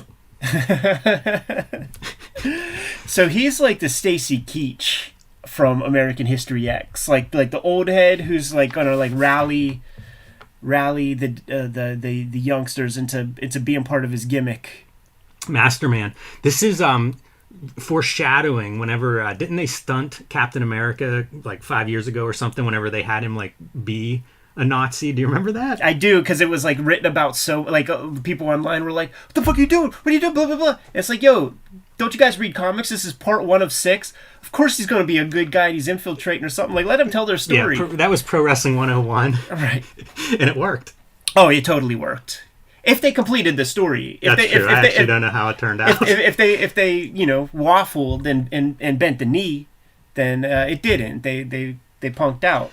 Tell me this isn't like a manga pacing though. I know like all these, you know, like the wording Jeff Loeb is slows different, it down. But it's totally like the feels that way, that spread. Sure. The comic, it's a very breezy comic. You never get more than, you know, 3-4 panels a page. If the pages had actual storytelling value to them, it would be totally a manga. I kind of like this panel. It's wild, right? Yeah, it is. Having like the furrowed brow stuff, but that's all. Almost like veins or arteries or something squirting out of his forehead. Yeah, very abstract. Or the Crimson Mask, and he liked it so nice he did it twice. Yeah. Central casting bad guys right here. Oh, yeah. Monocle. Add the monocle. Now he's talking to the youth. There was something about, like, in those 90s movies when it would be like, here's where, like, the bad guys hang out and shit. You know, think about, like, the first Ninja Turtles movie. And it's, like, it's an arcade. It's got half pipes and the fishbowl to skate in. You could get cigarettes and beers. Like, why would you not want to be there, man? Like, that's the cool place to hang out. Sowing dissent amongst the working class youth, but then you got a little mole in there. You got a little Ethan mole. Hunt. Yeah, and he goes to the basement of that damn church. It sees 5 nuclear warheads. This is so wild. Like the perfectly horizontal parallel lines across 3 panels. It feels like such a rule break. Totally. Yeah, absolutely. Because it's Nintendo perspective, you know. Like, but Rob, you know, trusted the colorist to make it work or something. And keeping the character like at a level. Yeah, I don't understand why you wouldn't have it going down. Like move that character so at least it looks like he's heading down to wherever this is. Rob is blasting this stuff out. He's blasting these pages out, man. Those warheads looks like giant crayons. They do. They do. And this is just wild stuff. Rob is playing around, man. He's doing some new stuff. Yeah, I kind of like the shading, going full black shadow for faces. How long do you think it takes to do those eyes, to render those eyes? Half hour? A colorist is earning their paycheck there. Oh, here we go. Suddenly. Don't establish the bum if you don't continue to use the bum.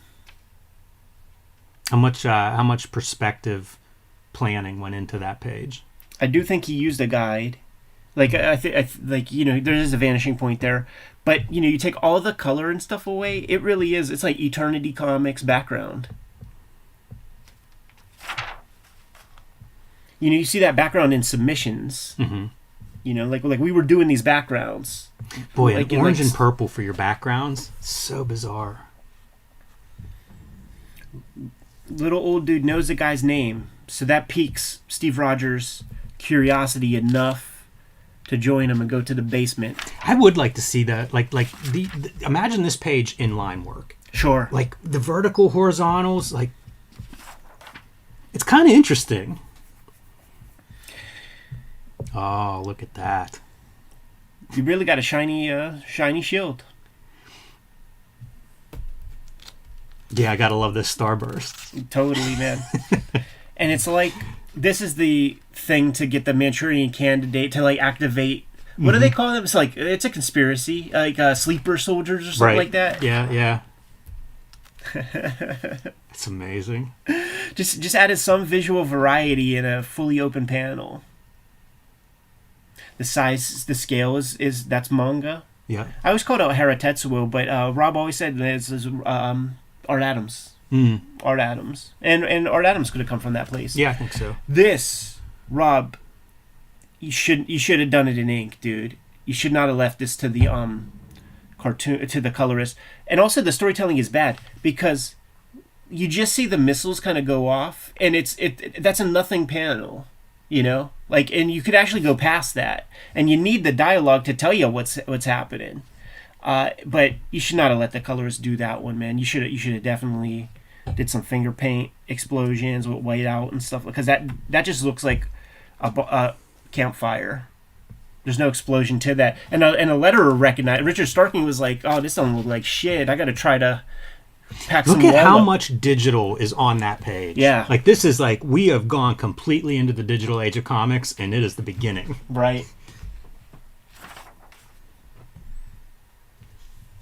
More of those damn textures. And they destroyed that whole building to the point where Captain America, he's buried underneath a couple tons of rubble, but he's a superhero now. Look at that. Do you think Rob's involved with color concepts? Because I feel like you look at a page like this and it is just all the red, white, and blue shield. I like the concepts. I don't know about the execution, but I like that that somebody's thinking this way, and I wonder where that comes from. Ooh, here we go. Yeah. Just a very it's almost like a clone tool chest hair. Mm-hmm. It is so exact. Yeah, every hair is the parallel same. Lines coming off of his leg. Yeah, it's so far from what I think of as like well drawn hair. It's strange to even say that. Sure. But you see so many approaches to it, and this is so inorganic. Yeah, I think it competes with all these other hatchy lines. This is like the hair transplants, the plugs, those, and the hair plugs. They're the plugs from Velvet Glove. Yeah, that's exactly it. Yeah, isn't that dude's name Geeds? Oh yeah, something like that. That's what it looks like though. It's just perfectly in rows. Yeah, you see it here carried on. But yeah, this background, I think a Toady drew that. I don't think Rob. That's drew a lot this. of drawing. Yeah, and I just don't see Rob doing that. And there's stuff in here that I feel like might be somebody else. Man, the hatching on the crotch. remember they used to do like the forehead semicircle that would point kind of at the crotch. Right, yeah, that was the OG Rob. But this is like total camel toe, man. Like that's the little fucking kitty smile. I would copy, like this is how I was drawing stuff like in school, and especially all those lines coming out like an asterisk there in the middle. Right. And I remember my art teacher seeing that and being like, "What is this? Yeah, just calling attention What are you to doing the dick. here?" Like telling everybody that a penis goes here. Like stare at this point. Right. And that's the thing, like, blame it on Kirby. Like Kirby created the unique superhero. Like you look at that stuff and nobody has like any kind of bulge on their crotch, and it's just been distilled down over the generations in varying degrees. And it's an adjustment too. Like when you see like rank Xerox, like dudes running around in like a Speedo or something, and you see all the fucking ham and eggs and stuff going on down there. Like maybe just the flat surface is the approach. Cuts a dude's chest open. This is funny because this is like Outlaw Captain America. This is like Captain America for the 90s, man. And we're really going to take it there in a minute when you see like that last page, because it is like Blues Hammer in Ghost World, where like you have the old real blues guy playing, and he's analog and he's doing his thing. He's like ignored. And then we're going to fucking put on the mascara. We're going to punch out the eyeglasses of these douchebag, AIM soldiers. Do you think part of the design of those figures was, it'll look so good whenever we bust these eyes? Yeah, it was all building to that moment. And then you got to have your finale of our dude, like, dig him out of the rubble. Look at that, like, mannequin. Stiff. Your death will be avenged. Rigor set in immediately on that neck. Like, that head ain't cocking back, ain't falling backward or nothing. It's as upright as it was when he's a standing fella. Yeah, and like, dust to dust, like you already see it. Right. Color scheme wise, that hand's already half degraded into the ground. Right. All right, man, you ready for the puss? Let's see the payoff. Captain America for the 90s, baby. Blues Hammer. Right there, man. Look, he had an edible like 2 scenes ago. Now his eyes are just red. Black underneath because he didn't sleep for days, man. See, the edible is the come down for the 3-day Coke binge. That gets your eyes to that level. Look at the amount of digital painting on like just the cheek here as we go, like that red orange underlighting, and oh man. That's a lot of lifting. The teeth. Look at how much rendering is on those teeth. We often talk about, like, you develop a style. Like a Charles Burns develops a style. And then how does that style work with intense close-ups and stuff? Like, do you make, your hatch lines thicker, or do you just do more of them in that style? And it's real fun to, like, see that exercise at play with your favorite cartoonist. And, like, to see the close-up Rob Liefeld hair and how it is like rubber tubes with points at the tip. It's like the grass in Beetlejuice, like on that little platform. Just these thick tubes of plastic hair. It makes me very curious what the pencils look like on this particular drawing, based on like how precise is Sybil in those inks. If I look at this and I think like you're really probably very close to the original pencils, is my guess. Yeah, I think so too, man. And Sybil like never did Uncle Rob favors really, and I think he is very close to those pencils because he ain't changing anything. And I think I have some evidence for. The other question I have is like Rob does seem to change styles. Like he does seem to, I don't know, take into account whatever, try to get better, try to change his game a little bit. And I'm always curious about, I don't know why. Maybe, because I look at this and I like different periods. That's kind of fun. So Larry Strucker could be to blame for this piece too, man. You never see this drawing. Like, they do those lists of Uncle Rob's drawings, man. And it's like 20 worst Rob Liefeld drawings, whatever. And the stuff that people talk about is actually some of my favorite drawings. Mm-hmm. Like, it is not the bad drawing. It's different. But, like, it's two right hands. Yep. On this guy here, and that one is just, it's all, there's a lot happening there. And we asked Klaus Janson, we had Klaus on the channel, and the very first question I asked him, and the opener, Klaus, a guy draws two right hands, on a character, and you're doing the inks over top of a penciler who draws two right hands. What do you do as the inker, man? And he said, you fix it. And these guys saw it. Use a fucking circle template for the head, because maybe Rob did. This is the era. These ain't finishers. Yeah, the lines are so like straight, or round, but inorganic. The lines are very inorganic. Yeah. Also, this is the back, but that really looks like the front, doesn't it? Hey, how can you tell on Captain America? With the anatomy. But I think, like, I don't blame Rob for, like, somebody inked that. Somebody saw that and said, yeah, I'll ink that, and got paid for that. And it really is a different style, like this kind of, I don't know, inking, shading, whatever that is. It does feel like we're getting away from what I think of as traditional Rob Liefeld style. Yeah. Like, these inkers are bringing out something else. Yeah. That's pretty gnarly, look at that thing. Well, dude, we're going to have to save that for another day. Right. Like never. The task at hand was to look at issue 1. You also get a different thing whenever you do, like, the super full-page splash face. Like, when you draw a face this size versus, like, whenever you're drawing, a regular face and a bunch of panels.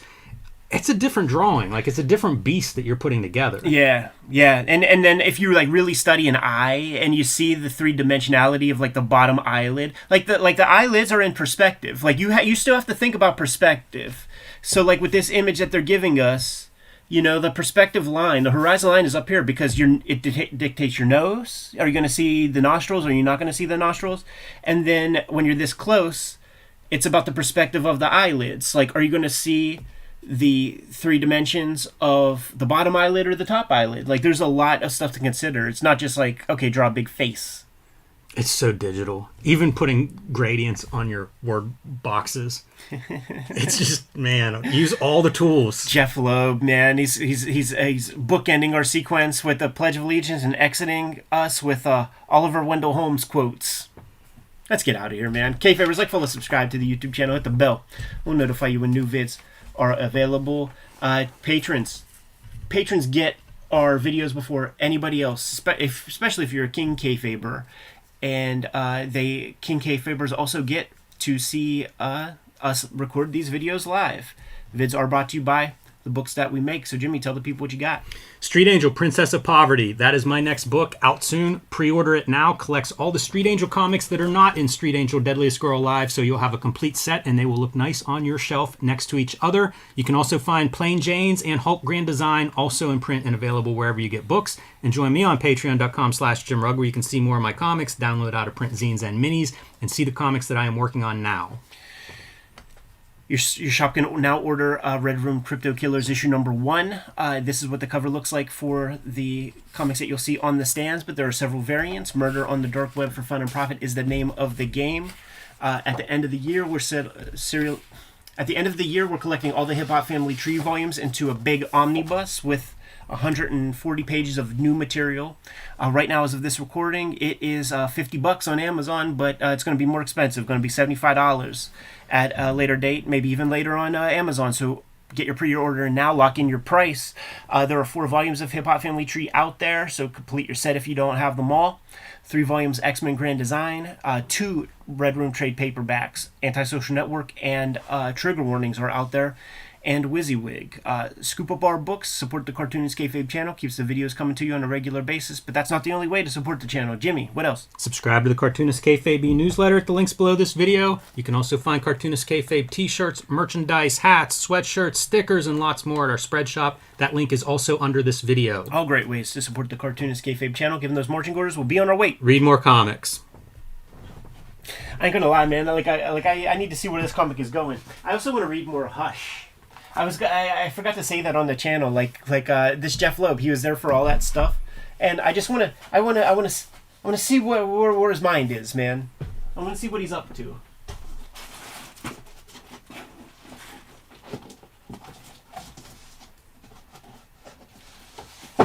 Yeah, this collection I absorbed from Sam. It's the most 90s. It's the most mid 90s collection ever. Hey, Saltec. Say more about densitometer. You ever hear of a densitometer? It's for I guess to gauge color value. Yeah. I always go into like the CMYK palette in Photoshop and will mix my own colors there, which will give you the percentages, so you know if you have to avoid whatever it is, 300% or 250%, you can see it in there. Yeah. But I don't know what that is exactly. Is that the thing to calibrate your monitor? I don't know. Hopefully he'll add some stuff here. Super expensive tool that I think monitors are catching up. I think monitors are good now. Yeah, he said it's the tool in Photoshop that you can float that tool over the image and get those 4 values. So that's what I do. I sample that stuff and see what those values are. Yeah. Yeah, it is a great. I mean, I love it. I do that with almost every color I put down. Yeah. Got to take the black out. It's interesting, Ed, you mentioned that Hush thing, because I feel like we were both pretty positive about that. And I got one of the comments this week, and it's like, oh, shitting on my favorite comic. I feel like we were pretty positive about Hush. If you don't completely suck a dick with some of these motherfuckers, man, then you're negative. You're shitting on stuff. Hey Chuck, what's your Jeff Loeb, Tim Sale recommendation for the Marvel books? Give us an order or recommend the best 1 or 2 that you think's out there. I got a hardcover of the Daredevil. He's done it. He did them all, right? Like Spider-Man. I have some of the Hulk ones that he did.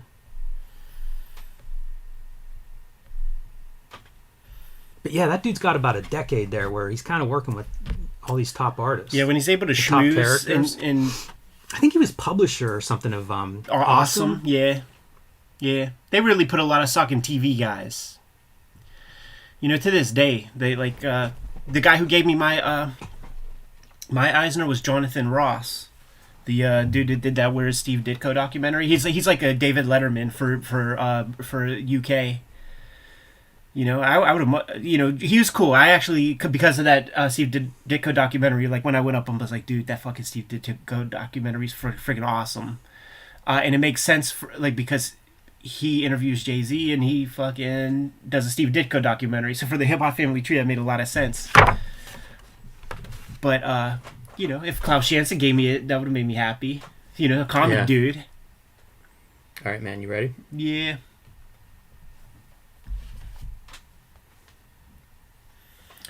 Welcome to Cartoonist Kayfabe. My name is Ed Piskor. I'm Jim Rugg. Join our Patreon. The patrons at the highest level get all of our videos before anybody else, and the King Kayfabers get to stream these videos live with us as we record them. Completely mitigates the kayfabe effect, but the vids are brought to you by the books that we make, and coming soon, Red Room Crypto Killers issue number 1 is being offered to your comic shop right now. Murder on the Dark Web for Fun and Profit is the name of the game. There are 2 Red Room trade paperbacks out there right now, each story completely self-contained. You're looking at the various variant covers for issue 1. There is a sketch cover variant that you can get your hands on at your local shop by request. Hip Hop Family Tree is going to be celebrating its 10-year anniversary in 2023, 50th anniversary of hip hop itself, and we're collecting all the Hip Hop Family Tree volumes into one giant omnibus collection that is going to come out in time for Christmas, but we're soliciting those pre-orders right now. It's going to have 140 pages of material that is not in the first 4 volumes, and as of this recording, that book is $50 on Amazon. It's going to be more expensive when maybe even later on Amazon, so lock in your pre-order price sooner than later. Jimmy has Street Angel Princess of Poverty forthcoming to your local comic shop.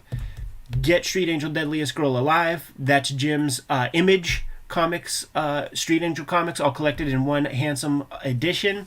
Street Angel Princess of Poverty collects all the rest of it. Tons of material. You have both books. You have all the Street Angel comics that Jimmy ever put together. And what you're looking at is a bibliography of some of our prior works, man. There are 2 volumes of Red Room trade paperbacks out there, 4 volumes of Hip Hop Family Tree books out there, 2 box sets, 3 volumes of X-Men Grand Design, and the hardcover WYSIWYG is available. Jimmy has Hulk Grand Design out there in the wild, pretty new, but it is going quick and disappearing off shelves. And Jimmy has Plain Janes out there also. Today, the conceit of today's episode is, this is Alan Moore's forgotten masterpiece, A Small Killing. I came across this probably in the early 90s whenever I would get those mail order catalogs. And it's funny because it's Dark Horse, but I swear I would see this in like a kitchen sink, a Tundra, that kind of, because they would often gang up. They would. I think the publishers were small enough that it'd be like a bunch of us are in this, or it might have been after they merged. But nonetheless, that's where I would see this. And Totally. it always was strange to me because at that point, Alan Moore was, huge, but also he had sworn off superheroes. So it's kind of like, what's up? And Small Killing would always show up there, and I never have had a conversation with another human being about this book. Yeah. Yeah, did you read it back then? I did not. I picked it up a long time ago. I read it over the last 2 weeks in prep for this. And, I would look at it, and I just could not get into it. Enjoyed reading it. I'm eager to talk about it. But it is like the forgotten Alan Moore book. It really is. I think there is a later edition that Avatar put out, and I think there's a lot of good supplementary materials to go along with that. I'd be curious to see that, to also see reproduction. Because this is also a painted book. And, that is all over the map when it comes to comics publishing history. So I'd be very curious to see that edition. That is the Double Truth Ruth. And let's go through this thing. Oscar Zarate, I believe, is an Argentinian artist. And I think it was first kind of serialized in like a British publication or something. Yeah, this is a 1993 from Dark Horse. But there is that's a U.S. edition. There is a 1991 Great Britain edition. So I don't know if it was serialized or collected or what that consists of, but definitely appeared there a couple years before we got the American edition. Yeah, not too familiar with Oscar's work, but it's a very abstract vibe. I think it's an important aesthetic for a comic like this because it is an exercise in the mundane in a lot of ways, man. And if Dave Gibbons drew this, it would just feel maybe extra boring in a way. Yeah, I like the art a lot. Yeah. And I mean, even just, you can see it right here. Like, you say abstract, and it's so cool to see, like, he's not going for photorealism. No. And I love it, and I love just the colors, and I can see from Alan Moore's point of view, if this is done in, like, late 80s, early 90s, if it's published in 91, and you're leaving, like, I'm done with, superhero comics, this is about as far as you're going to get in the late 80s from that four-color, heavy black line style. This is Asterios Polyp. Yeah. This character is Asterios Polyp, graphic designer, kind of a schmuck, douchebag, makes all the wrong decisions. The added little piece that we have in here is when you start off, somebody's following him. Before getting even into the subject of the comic, I think it's so awesome that Alan Moore, at the height of his game, could do whatever he wants and decides to try to make a literary comic. That's what we have here. He's playing with metaphor. He's playing with symbolism, and he's definitely leaning into the literary aspect far more than genre in a lot of ways. There's never one moment where, like, this little kid that's following him around, there's never one moment where I think that character is anything but, some piece of his brain or some psychosis or something like that. He plays around with maybe, pseudo horror elements, but you never really feel that. And actually I had to read this thing 2 times in prep for this, because the way it starts off, and if you read it 2 times, there's a lot of richness that pays off later that is mentioned even super early here, like the allusions to abortion and things like that. Like that's all seeded within the first, 5 pages when you read it again. So, you don't even, especially if you don't know what the fuck this comic is, none of this almost matters until you really hit the initial climax with the little character and you see what the deal is. Because it just feels like a little bit of paranoia or something. Yeah, and it's served well because we see a lot of that character, from behind, almost like we're looking over his shoulder watching stuff. And yeah. That gives me that sense of paranoia, I think, is... it's an atypical point of view. I remember a documentary on Dan Clow's art, like an 8-minute kind of video on it, but it was that thing of, looking over a character's shoulder a lot. Yeah. That's in here a good bit.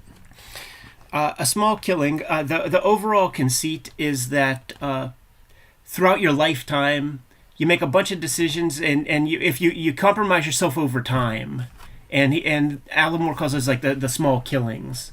So you start off sort of one mindset and with ideals in mind, and then you have to compromise along the way. The Lolita book, the Nabokov thing, it shows up a lot, and reading it even the second time, I'm like what is happening in this dude's life that like the Nabokov is there kind of calling attention to something.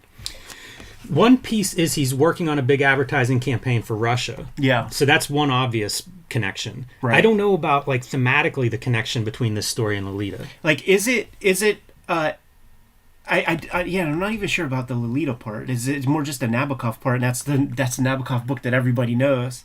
But it, like, does it show up after each quote unquote small killing? Bird's eggs die. There's an abortion that takes place here. Dream sequence. Is that a dream? Yeah, he says ba ba ba ba ba ba. Yeah, the sky in my dream. It was Yeah. so clear I could see everything. Interesting. I didn't realize that was a dream. Like whenever I read this, I thought it was something he actually witnessed as a Right. earlier in his life, which is two people walking down a path. One is struck by lightning and falls, and he's so far away he can't tell if it's the father or son, and he doesn't get involved, but he witnesses it. A lot of methods and materials at play in this book, including strategic tracing paper to push back the sort of retrospective sequences, which is pretty freaking cool. Just think it like Alan Moore, who could have done anything, and decides to really try to push comics into a literary space, because he brought in Grim and Gritty, right? And everybody sort of latched onto this.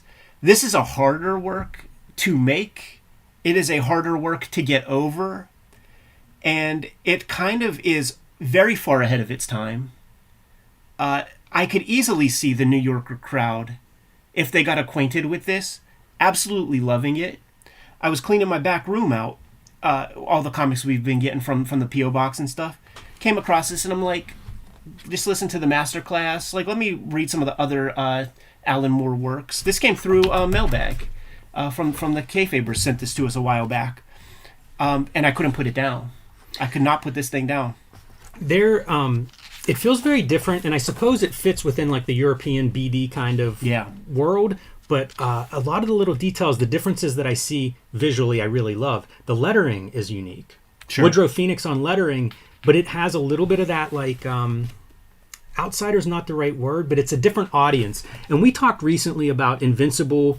I often go back to the Marvel submission guides of like, you should be able to read the story without reading any of the words. And I've idealized that, like that's become a value.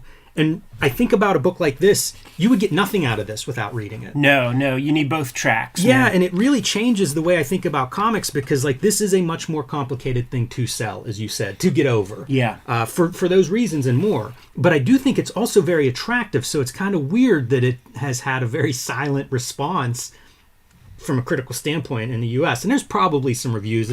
I would expect there's a Comics Journal review of this somewhere in the past. But it still doesn't feel like a book that, like I say, I've talked to lots of comic retailers and friends and creators about different books. This is not one that comes up, but I think it's beautiful. So why not? Like, why don't we talk about it? Yeah, Oscar would even use photography and some of the imagery here. There's not one uninteresting looking panel. The colors are beautiful. Yeah, there's not one uninteresting panel, no matter what it is.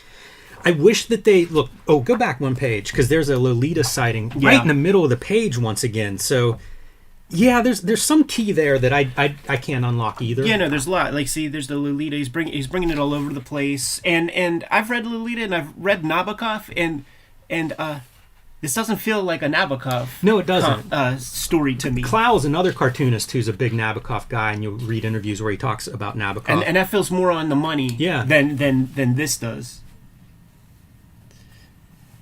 Man, every character's cool looking, but it does feel steeped in a time frame, like that Panda Brothers era, like ad art and things of the 80s would look like this. And this guy, he's an ad man. They really hit the nail on the head with the Mad Men aspect of this comic. I wish they leaned into that more. Yeah, I love that stuff and he's- that culture, and they do a little bit. That's kind of the plot, but I wish they leaned into it even more. Yeah, our guy is John Hamm. like from Mad Men, and Alan Moore's so good at it that I agree. When they show examples, it's like, wow, this is just in the comic. Did you just take a real ad? Because like that's a lot of thought going into these little fake ads and things. I think that this goes along great with like an American Psycho, like that's the other one from that time frame, or to name a later flick like Wolf of Wall Street, where you have this is 80s yuppie culture, and this guy is caught up in that very narcissistic, this character. So then let's even think about that in terms of Alan Moore, dude. Like comics is now this commercial thing, so he's like now he's commercial, And there's that Twilight of the Gods pitch for all the rhetoric that Alan Moore puts in that masterclass. Like, oh, I don't know what a commercial writing course is. And that Twilight of the Gods, he's like, all right, DC, I'm setting this up so you can make toys and role-playing games and market this to hell. So he was thinking in commercial terms, compromising himself if what he said in the masterclass are his true values. So this is yuppie comics, yuppie critique. But it doesn't take it so far out like the Wolf of Wall Street type shit, man. Yeah, it's definitely a little bit different, a little departure from that. Because this guy's just he's a worker bee, man. He ain't the dude who runs the ad agency. There's a real fixation on time as well. Yeah. These chapters are broken down by time periods. And it goes back in time. And again, speaking of the beauty of this, look at that for a 2-page spread. Yeah, this artist is just I'm buying everything he's selling, man. I complain. Figures are brown essentially. Work perfect, right? Yeah. Because it's not just a brown page or a brown panel. Right. It's an element within a full color palette there. All right. I love the architecture of these buildings too. Still recording.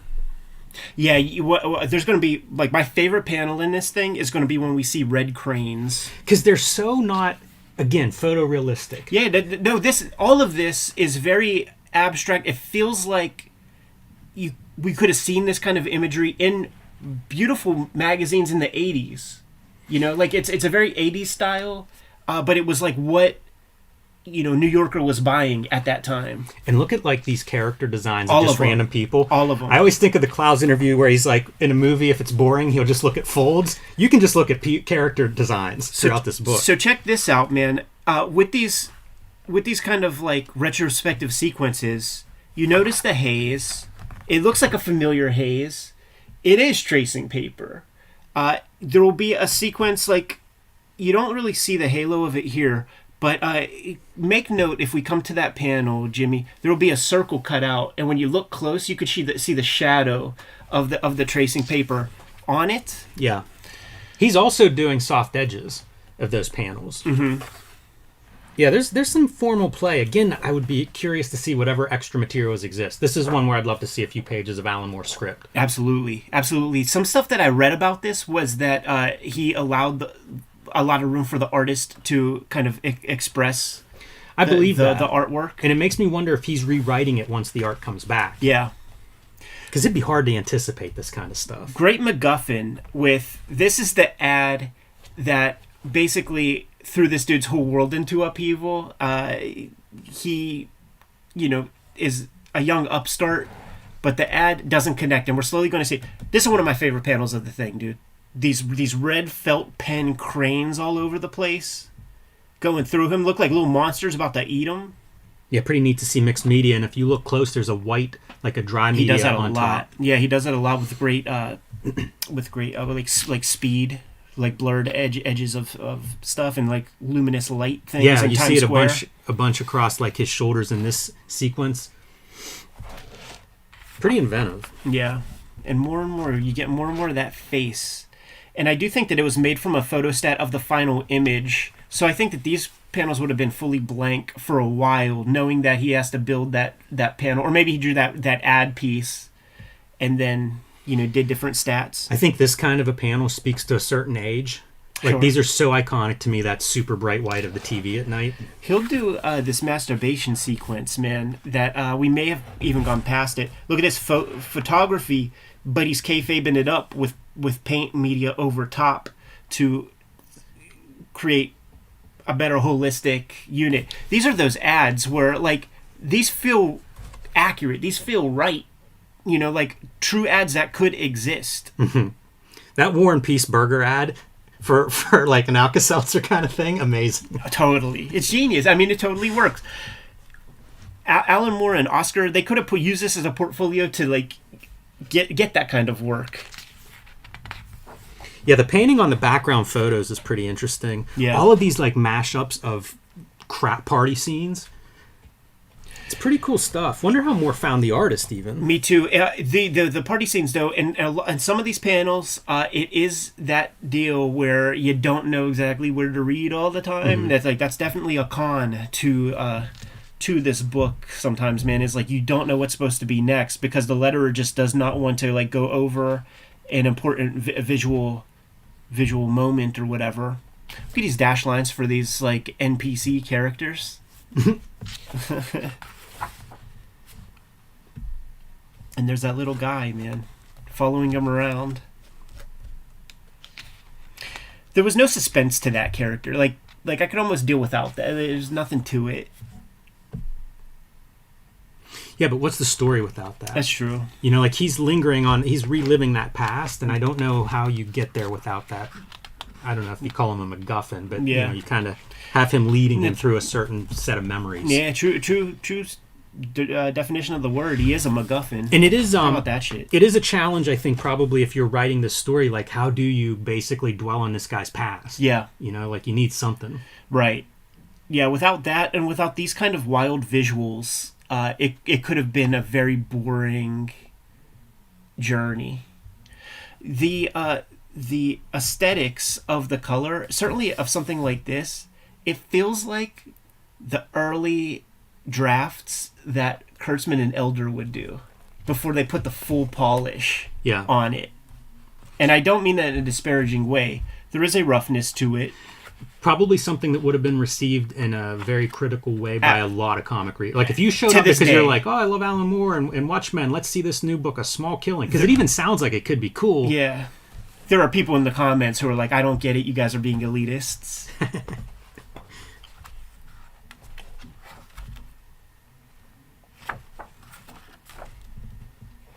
Yeah, here's that masturbation sequence, and I think it's probably like the best masturbation sequence that has ever been in comics, man. And it doesn't have to be gratuitous. You see the guy hand under the blanket, you know what's happening, and then just like that Rolodex of thoughts and how you collect that. I had not read this before, and Lolita is included. Yeah. David chose Slow Jams. You know, it's Right. like that other one that I think of. And it's kind of neat to think of this in that context. Totally. Seen all those great ads that he put together, and this is the ad to sell a car where it's careening toward a helpless victim. and he puts this together after his whole world falls into upheaval, leaves the wife, the mistress is pregnant, all kinds of stuff is not going well for the fella. Another great painted image, like these one-page images. It's a more reserved Sienkiewicz in a way. Like I thought of that, especially with the different materials that he's using. Yeah, and this guy's like leaning more into the actual like visuals rather than the subtext that a Sienkiewicz can easily sort of capture. I love this sequence. We've experienced this when we went to go see Steranko. Remember, like we looked and there were some like dollhouses, and you're supposed to like look in the one window. It's an awesome 3-panel, you know, basically a comic strip. Yeah. Finally get to see him interact with the wife that he left. Like that's built in early that he left her and stuff, and we get to see what that relationship is like. And at the end of the day, it looks like he's an asshole for leaving a good thing, upsetting a good thing. And you know, some more small killings, like clearly the abortion thing is one thing, but just cheating on the wife is a compromise of his character. Taking on the ad work could be seen as like a small killing. Yeah, it's true. They don't establish him so much as like a young artist with all these like ideals and stuff. But I think that's what they are trying to communicate. Hey, I was lingering on that house page, and one of the books on the top of the stack in the background is Russian avant-garde. But I also think like that house model is a good model too, a metaphor for, you know, him playing family and then not playing it very well. Right. There's Nabokov again.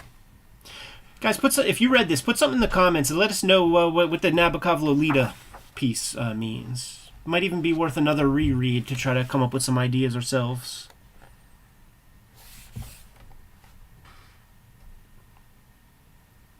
Oh, and this is like him getting to like meet the wife for the when they first start to connect, and it's fairy tale stuff. It's beautiful, and he totally upset that because he got too big for his britches.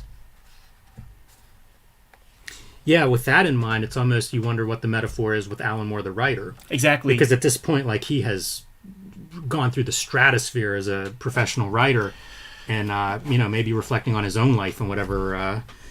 Sacrifices went into that success. I do think that there is some abstract autobiography to this, because the character in so many ways kind of mirrors Alan Moore's trajectory. Yeah, and his story at this point as an ad man, our character in Yeah. Small Killing, not Alan Moore, is trying to sell an American product in Russia.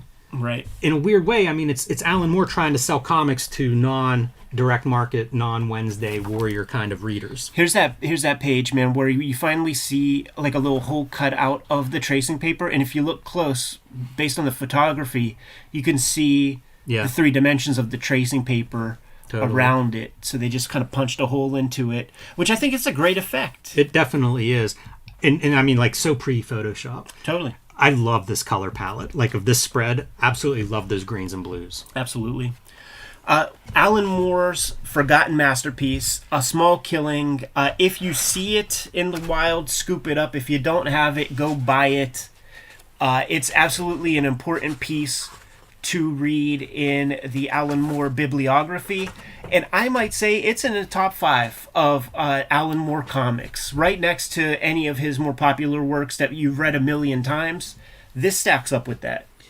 I would love to hear Alan Moore talk about it. Yeah. And I don't know if you've come across any interviews with him, but again, if there's an Avatar book with like extra material, he probably at least reflects a little bit in there. So I'd be curious to hear his takeaway, because it does feel like he's really going different. This is that thing where sometimes you finish a big project and you go opposite. Yeah. This feels like him going opposite hard. Yeah, and I think it's great for the medium to do such a thing, man, to like build so much cred, to build so much of a following, and then unlike your jobbers who just, it's like more of the same, the hamster wheel, more of the same, more of the same, more of the same.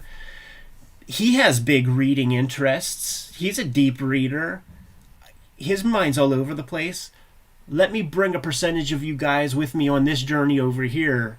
I wish it would have connected. The comics landscape would be so different if it would have connected back in 1988, 89, 90. There would be more literary works. Stuff like Piranha Press and things like try to do this kind of thing. I feel like that whole wing was an inspiration from something like this.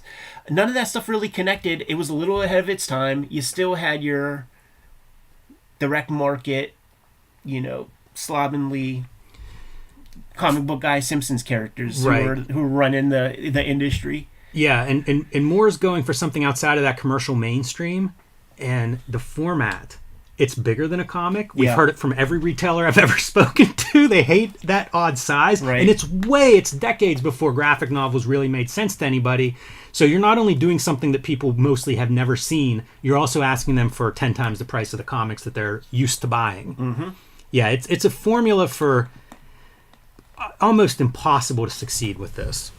Yes, but it is necessary to try, especially if you're secure.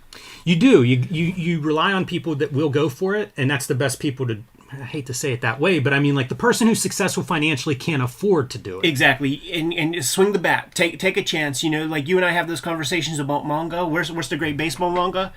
Well, Jimmy, fucking draw it. You know what I mean? That's right. Draw it and then sell it, and then you make a successful one. There's going to be 20. There's already fucking Red Room comics out there right now, man, that are cribbing the shit. So that's what you got to do, man. Kayfabers, like, follow, subscribe to the YouTube channel, hit the bell. We'll notify you when new vids are available. Patrons get the videos before anybody else. If you're at the King Kayfaber level, you're even watching us on the live stream record these vids But the videos are brought to you by the books that we make. Jimmy, tell the people what you got. Street Angel Princess of Poverty is my next book. You can pre-order that one now from Image Comics. Collects all of the Street Angel comics that are not in Street Angel Deadliest Girl Alive. So get both books and you'll have the complete set of Street Angel comics to date. Other books that are available, The Plain Janes, Street Angel Deadliest Girl Alive, and Hulk Grand Design, fresh on the stands. You can also join me on patreon.com/JimRugg, where you can see more of my comics and art, download out-of-print zines and minis, and see the comics that I am working on now. Red Room Crypto Killers is being offered to your local comic shop right now. Murder on the Dark Web for fun and profit. These are the covers. This is the regular newsstand joint, the Eddie P variant, Jimmy's variant cover, and Peach Momoko's variant, and we have a sketch cover variant. 4 issues are coming out in 2023 every single month. We're collecting the Hip Hop Family Tree, 4 volumes, into a big omnibus that is coming out later this year. If you pre-order it right now on Amazon, as of this recording, it's $50 on there. It's going to be $75 in stores, man. So get your pre-order in early, lock it in. 4 volumes of Hip Hop Family Tree, like I said, are out there, 10-year anniversary. 3 volumes X-Men Grand Design. 2 volumes of Red Room trade paperbacks are out there, and WYSIWYG. Jimmy, tell the people how else they could support the channel. Subscribe to the Cartoonist Kayfabe newsletter at the links below this video. You can also find Cartoonist Kayfabe t-shirts, merchandise, hats, fanny packs, stickers, and more at our spread shop. That link is also under this video. Give them those marching orders. We'll be on our way. Read more comics.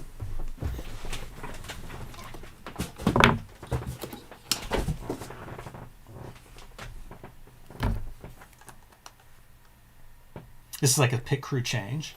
Yeah.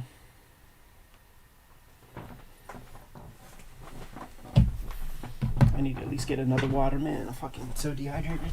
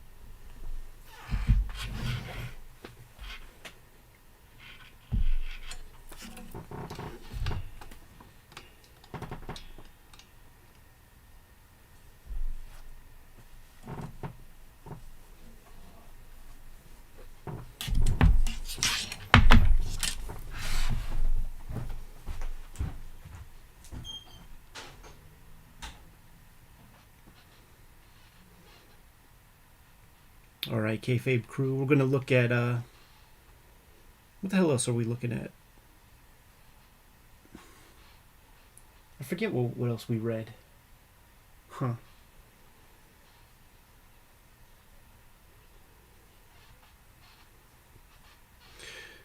But, do you have any Dennis Kitchen questions?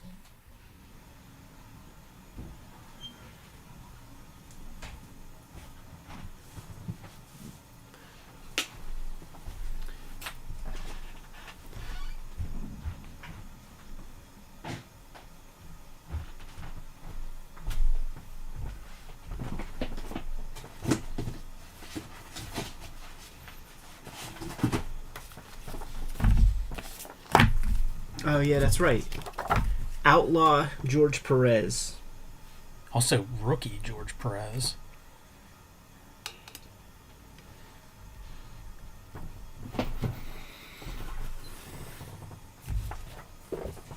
You know this one? This is the wrong She-Devils. Yeah. Here, set your thing up.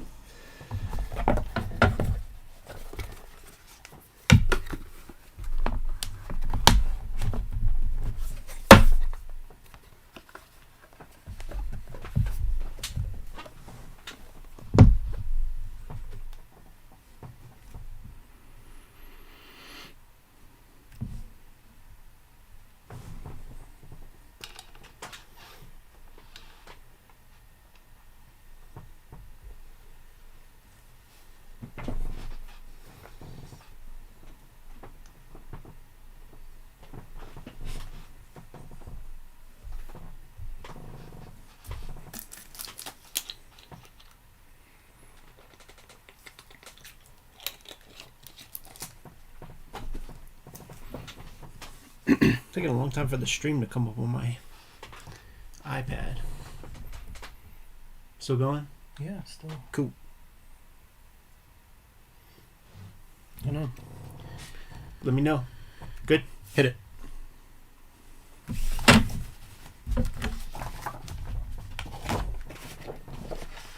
Welcome to Cartoonist Kayfabe. My name is Jim Rugg. I'm Ed Piscor.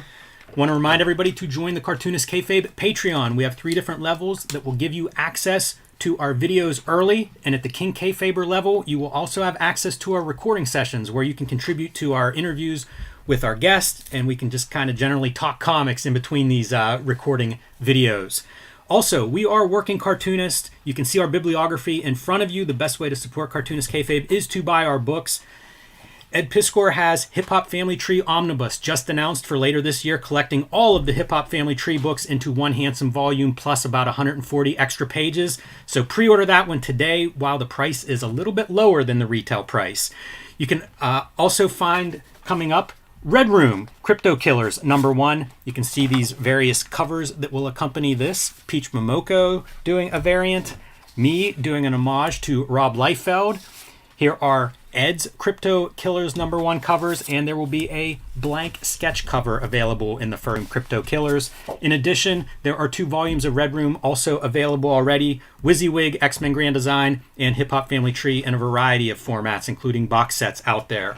My next book, Street Angel, Princess of Poverty, will be out later this spring. You can pre-order that one right now from Image Comics. It collects all of the Street Angel comics that are not in Street Angel Deadliest Girl Alive, which is also available, as well as Hulk, Grand Design, and the Plain Janes.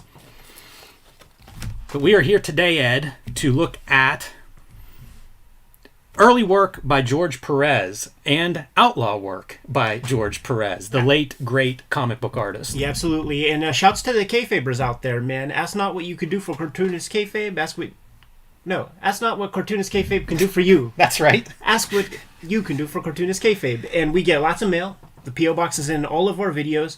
And on 2 separate occasions, several copies of these show up. So, like, you get a copy, I get a copy of Oracle and She-Devils, and then you find out, like, it looks cool. Like, this is exceptional looking stuff for that, like, deep indie, old fanzine kind of work. And then you crack it open and you see it's proto George Perez. There's some stuff in here I absolutely love. You got to do vids on it. I have to do a funny piece first, though. You see She-Devils here as the title of this book. Yeah. I would see stuff listed when I was looking for like the 80s black and white self-published stuff. I would get all kind of tips and keep a list. This is the She-Devils that I found. It also lets everybody know these are magazine-sized books, a little bit bigger than your average comic book, which means very hard to find in your back issue bins or your dollar bins because they don't fit. Right. So kind of interesting choices there. I'm going to flip through Oracle #1 first because She-Devils to me is the book. Yeah. That is how this video started because I fell in love with this when I saw it and didn't even realize Oracle was George Perez. It's not a Perez cover. So that's one part of it.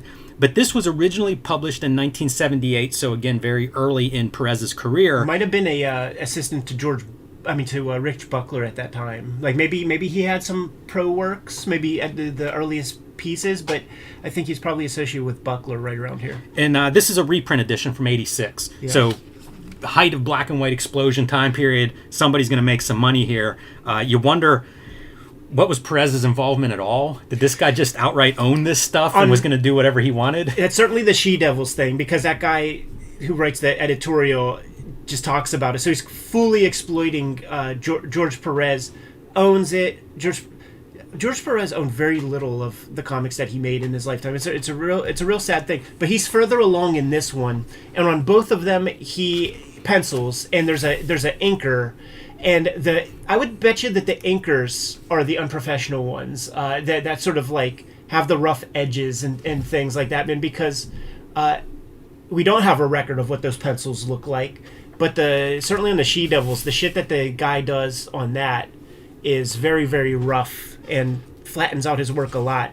But this could have been professional penciling work probably underneath these kinds of inks.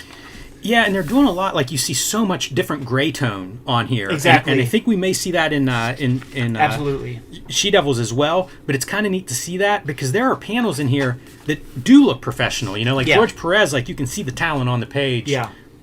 In both of these books. Interesting to see too, as a penciler, one of the things you're looking at are layouts. How about that for a pretty bold kind of graphic? Pretty weak, man. Because it's a thing we talk about where you space out all the rubble, and it's like, when does something explosion like this happen where everything's evenly spaced out? You gotta like have some overlap. I like the negative space here too. That feels like something that a lot of young pencilers are not going to do. You know, you want to fill up everything. Yeah. Out of somewhat insecurity. Love this. Great crisscross. We're doing an action scene, so let's not do horizontals and verticals, at least not in the foreground. And you do get a good bit of depth there. Moments of this remind me a little bit of like Gil Kane's Savage, and it's probably just the format and being in black and white.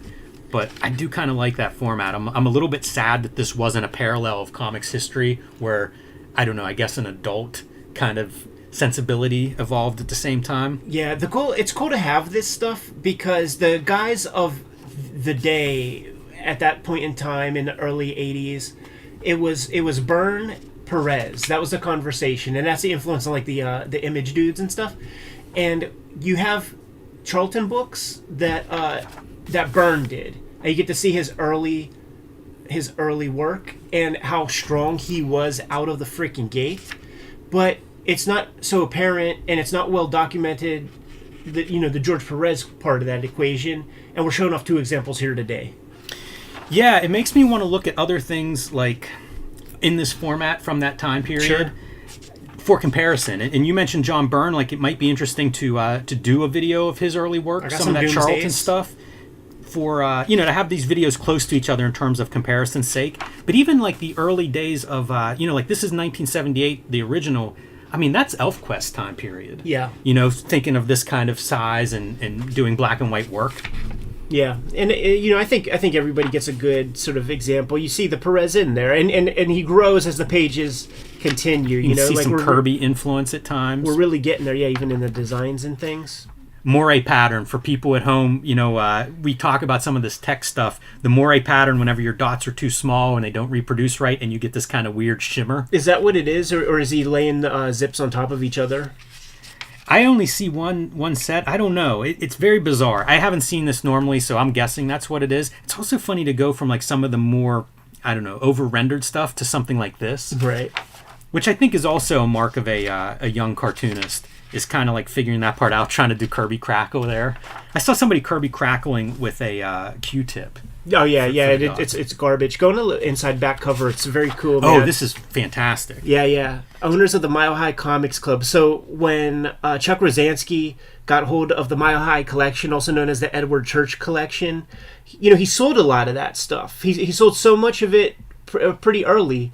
He sold it for a multiple of what Overstreet's highest value was, because these are like the most mint copies of those comics that were out there. And I guess that Chuck just didn't maybe do the greatest bookkeeping, or he did like one level of bookkeeping to kind of keep, what do you call it, a chain of custody with the comics. So Steve Jeppy of Diamond Distribution is just trying to create a record of where the Mile High books are.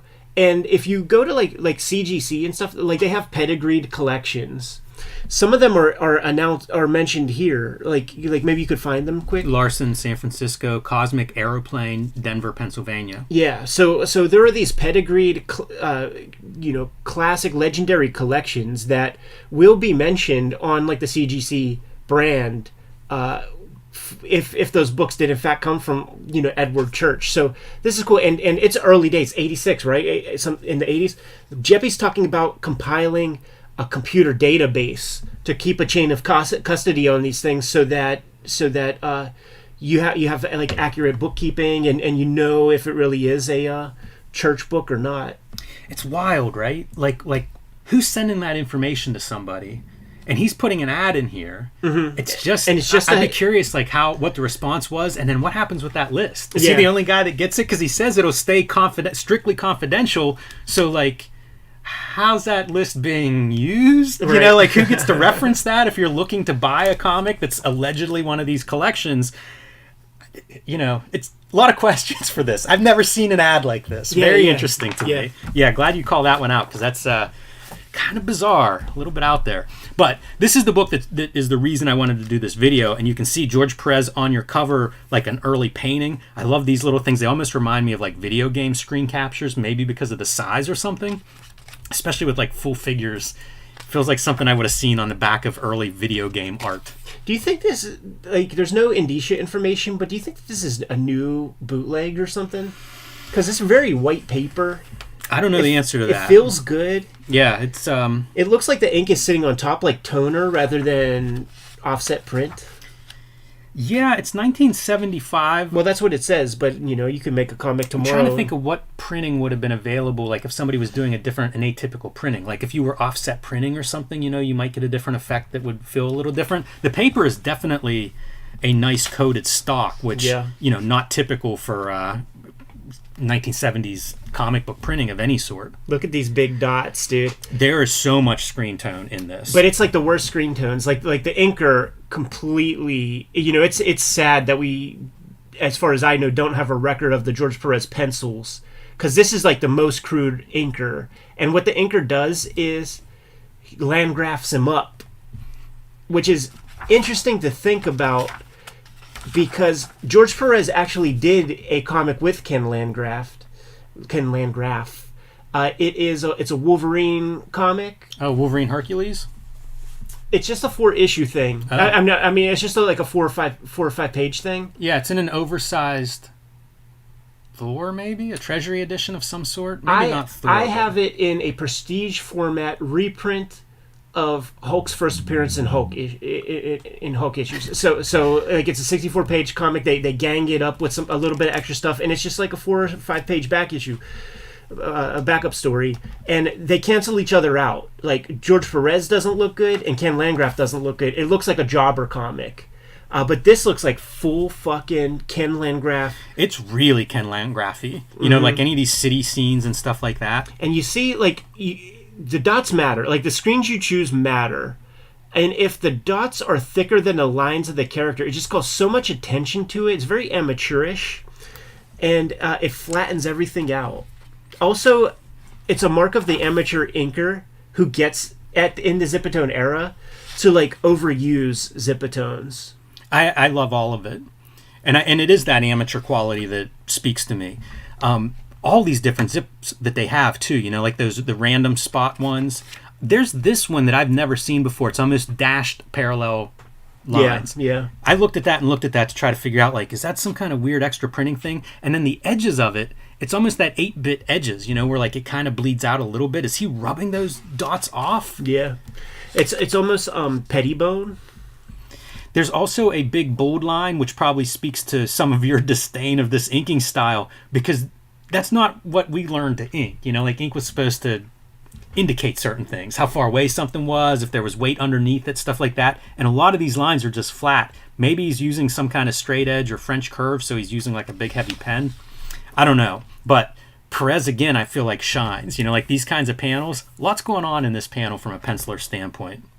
And this is just your superhero strike team of like, boy, superhero might not even be the right word. It's a strike team of these like women agents Your that Charlie are Angels type all shits. over the from all over the world. One has a Russian accent. Look at like Popeye's a villain. We skipped the aftermag part of the beginning where it's just a bunch of text telling us who these girls are. Oh my gosh, you can't believe like reading this as an intro.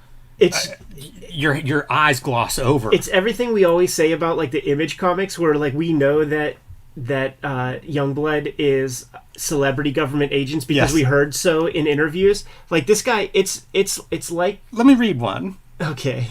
At about the same time, Dory, short for Dorothy, Lawson, approached the group and asked to be a member. Despite her profession as a highly paid stripper, Dory dazzled the 6 girls with an imaginative array of gimmickry which resembled slapstick comedy props, custard pies which could be made of anything from paste to corrosive material. So this is an old story. This is a young, very excited artist who's has virtuous in his talents. Some Sly Fox character from Pinocchio comes along, sees his talents, uses his talents and has a million ideas for that young upstart. That guy owns this shit. So, you know, I don't know if this comes out later or whatever, like this copy that we have, to exploit the boy's name. But George Perez gets nothing out of this. It's old work. I was trying to read this. It's impossible to read. It is really impossible because you see this character being whipped here. But what is cool is not the only character that's tied up and being whipped at the same time. George Perez does write it, which I think is an added bonus for sure. It's very fun that we get you know his full credential on here, man, because you know he writes some Wonder Woman comics, but that's much later. Also, George Perez is a kinky fuck, like you know, rest in peace. But one of the he would go to comic conventions, but he was a regular guest of like fetish cons and shit like that. I didn't know that. Yeah. Like you could, if you type in George Perez fetish, like there's so many photos of him at these fetish cons with like dominatrix looking ladies like wrapped around him and stuff. This is maybe a little more personal comic than I give it credit for. It's his interest, yeah. It reminds me of like B-movie stuff, like the VHS stuff. I feel a lot of crossover between the 80s explosion and the B-movie kind of straight to video, you know, flood the market. And this has those tropes, you know, like this is more of 70s B-movie tropes. Yeah. But I love that stuff. And then you have these panels that are almost like pop art panels. That's such a cool kind of like page layout. These two are about to fight and you've got like parallel panels between them. Yeah, all this stuff. I mean, this is Lichtenstein. Like, Lichtenstein didn't understand Band-Aid dots. He's like, oh, there's dots everywhere. And that's what this inker's bringing to the table. Yeah.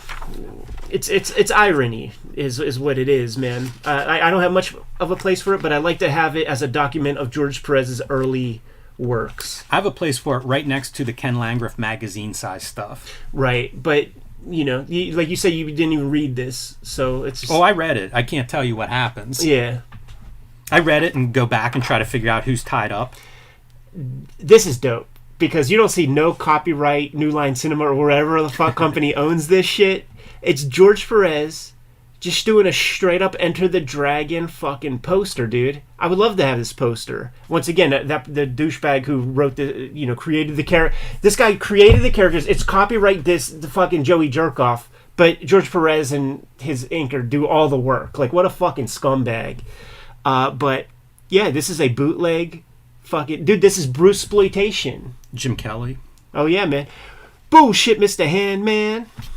And there goes Mr. Handman. And John Saxon. 14 by 18 inches. I was Bolo trying to Young. figure this part out. Yeah, how about that? I just saw a video with him and Bruce Lee from Enter the Dragon. 14 by 18 inches. Like, what the heck size are they working? Yeah, that's It must have been like 28 by 18 or 28 by 36, I think, is a paper size, like a default paper size. Mm-hmm. So you end up getting like 4 of these out of it. It's printing stuff. It might speak to why, you know, like that Glenn dude. I like that back cover too quite a bit. It might be that this guy James Glenn, who's, you know, responsible for this, is in printing, you know, and putting out like why this is a little bit weird on size and paper stock. Right.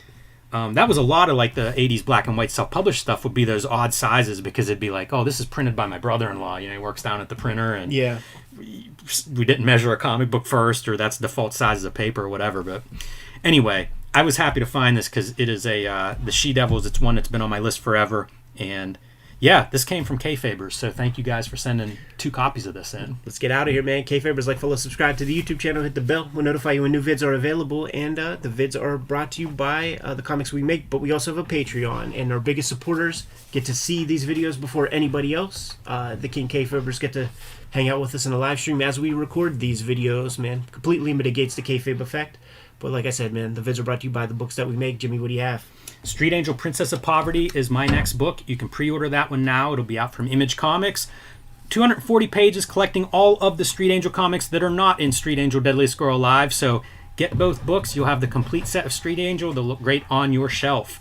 Hulk Grand Design, Plain Janes, and Street Angel Deadliest Girl Alive are all available right now as you're watching this. You can also join me on patreon.com/JimRugg to see more of my comics and art, download out-of-print zines and minis there, and you can see the comics that I am working on right now. Hip Hop Family Tree Omnibus coming soon in 2023, 10-year anniversary Hip Hop Family Tree, 50th anniversary of hip hop. Collecting all 4 volumes of Hip Hop Family Tree plus 140 pages of new stuff. Right now, as of this recording, it is $50 on Amazon. That price may change, but if you see it below, lock in your price right now, man. It'll hold tight. Red Room Crypto Killers is going to be coming out in May. Get your store to order these books, man. That's the newsstand cover. Variant covers abound. Murder on the Dark Web for Fun and Profit. There are 2 volumes of Red Room trade paperbacks out there. I appreciate your support on those crazy books. There's a sketch cover that you guys have been requesting right there.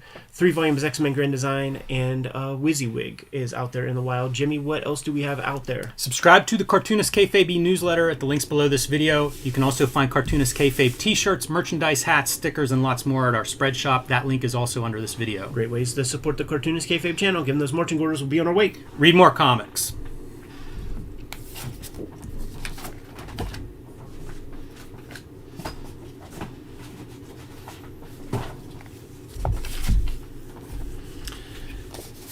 It's a lot of pull tabs, man. You got like 15 minutes. Hit it.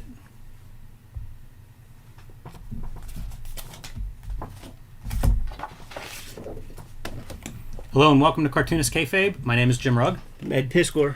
First up, join our Cartoonist Kayfabe Patreon. You'll have access to our videos first, beat the kayfabe effect that way, and at the King Kayfaber level, you will also have access to our recording sessions where we talk with our King Kayfabers, talk about upcoming interviews and guests that we have, and just generally talk comics in between these recording sessions.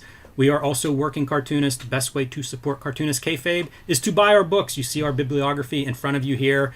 Hip Hop Family Tree coming out with an omnibus later this year. 140 extra pages plus all the Hip Hop Family Tree pages that have ever been made will be in that book. And if you order it right now, pre-order it, you can get a pretty steep discount. So check that one out.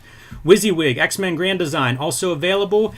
2 volumes of Red Room are out there, and a 3rd volume is starting shortly. You can pre-order that now. Red Room Crypto Killers #1. There is your standard cover. There's Peach Momoko variant, Jim Rugg variant, Ed Piscor variant, and by popular demand, the sketch cover variant. And this will be out in the next couple of months. Pre-order that one right now. My next book, Street Angel, Princess of Poverty, will be out later this spring from Image Comics. It collects all the Street Angel comics that are not in Street Angel Deadliest Girl Alive, also from Image Comics. Pre-order that one right now. My other books include Plain Jane's and Hulk Grand Design, so pick those up if you haven't already added them to your collection. And we are going to do a power bomb, but we're going to do kind of a truncated look because this is a new book. I read this Sunday and was blown away by it. So I just want to show off some of the stuff, but I think Daniel Warren Johnson does a pretty interesting story here, and I don't want to give away spoilers on a new book. Start out with that cover with the spot varnish. Yeah. Draws incredible crowd scenes, very dynamic. One of the new cartoonists who I really enjoy, and want to preface this with a Luthez quote. Gimmick performers, along with the promoters who hype them, are responsible for the ridiculous comic book characterizations that constitute what is professional wrestling today. I actually think professional wrestling today, if you think of the AEWs and the New Japans, I actually think it works better in a comic book than it does in real life for a variety of reasons, and we'll get into some of those as we flip through it. Yeah, real quick though, man, I would say like this is the first one that sort of the first vid we made that kind of goes against my process, man, because like I have wrestling ideas in mind for future comics, and I just make it a point not to look at my contemporary stuff. I don't want to be influenced by it. I don't want to be accused of cribbing something from somebody's stuff, and I think Daniel Warren Johnson rocks. So I'm gonna step out, man, and you do your thing, handle your biz, man, and I'll be back to plug my stuff. So the first thing that surprised me whenever I was reading this is if you follow Daniel Warren Johnson, you see a lot of wrestling drawings on his feeds. He's a relatively new wrestling fan. This intro has it, and issue 1 had it. This is summer of 2018 whenever he really digs into wrestling. New Japan is what he starts looking at. I was shocked. I always think of most of the wrestling fans I know have been wrestling fans their whole life, which means decades if you're old, and kind of surprised to see him do a wrestling comic at this level with relatively new to wrestling fandom. Makes me wonder if that's all he watched after he discovered it. So I just flagged a couple of these pages to kind of show off some things I think he does well. One of them is sound effects, and a lot of these pages I'm going to be highlighting those sound effects, but I am a lover of lettering, and I've got to assume that Warren Johnson is responsible for these kinds of large sound effects because they integrate so well with the actual drawings and what is going on there. Love this as a move.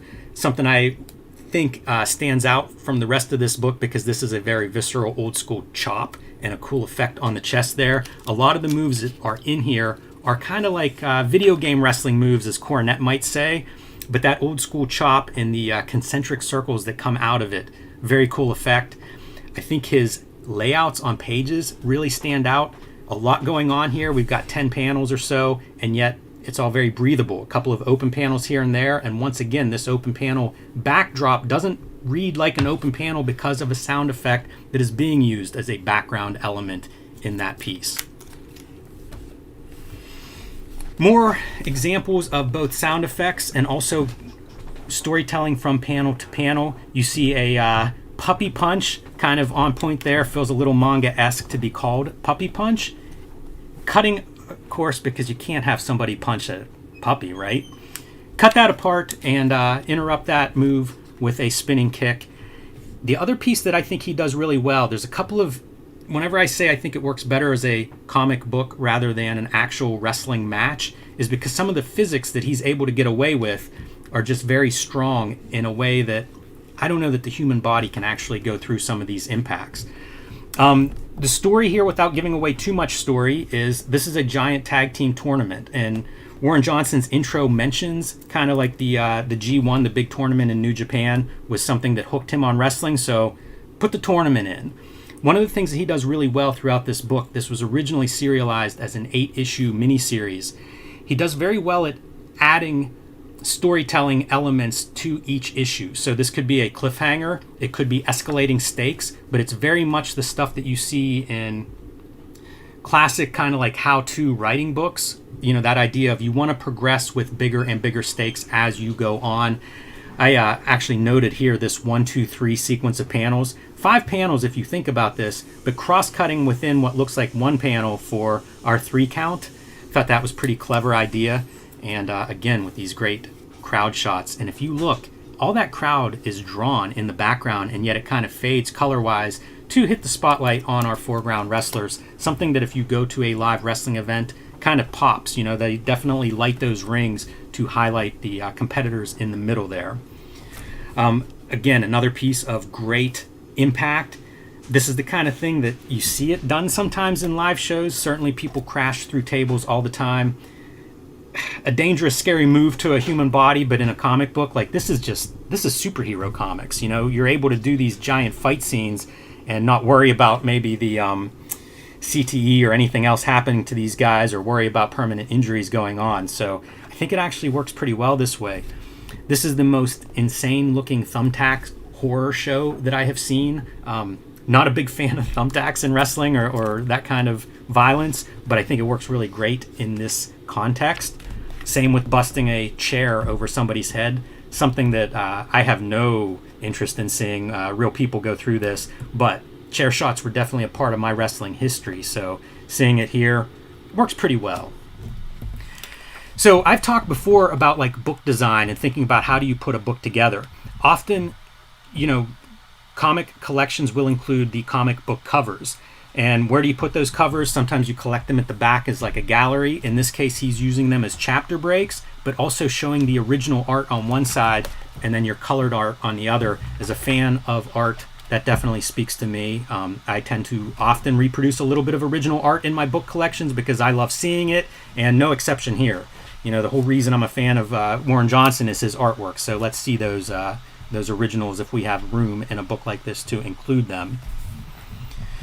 More with the great sound effects. Again, I'm giving him credit for it. If it's Russ Wooten, I do apologize, Russ, whoever is responsible for these things, fantastic. And another one of these high-flying moves that just would be usually awkward whenever you see them in actual matches.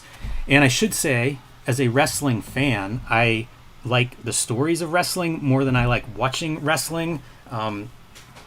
Old matches, new matches, whatever. The stories to me are what I am left with much more than like going back and rewatching a particular match. So with that in mind, this kind of stuff kind of scratches both itches because there is a story beyond the wrestling, even though the wrestling is what I have highlighted in most of these. Calls to mind Kaneki Man. We looked at a collection of original Kaneki Man art in the past. If you're into wrestling art, that might be something to check out. that was the other wrestling comics that I thought of whenever I saw this in terms of impacts of moves. Very dynamic art, but then also you got to have the impact point of the head slamming into the mat. I think this might be the only 2-page spread in this comic, and don't want to give away exactly what this is, but if you're looking at this 2-page spread, you can probably see how these stakes have grown from issue to issue near the end here. Pretty big match, and one of the best DeLuca effects that I have seen, where it's only one DeLuca in the middle going right into the next panel, and the panel border sound effects shape. So a lot of cool stuff there. More sound effects, more just big impact moves.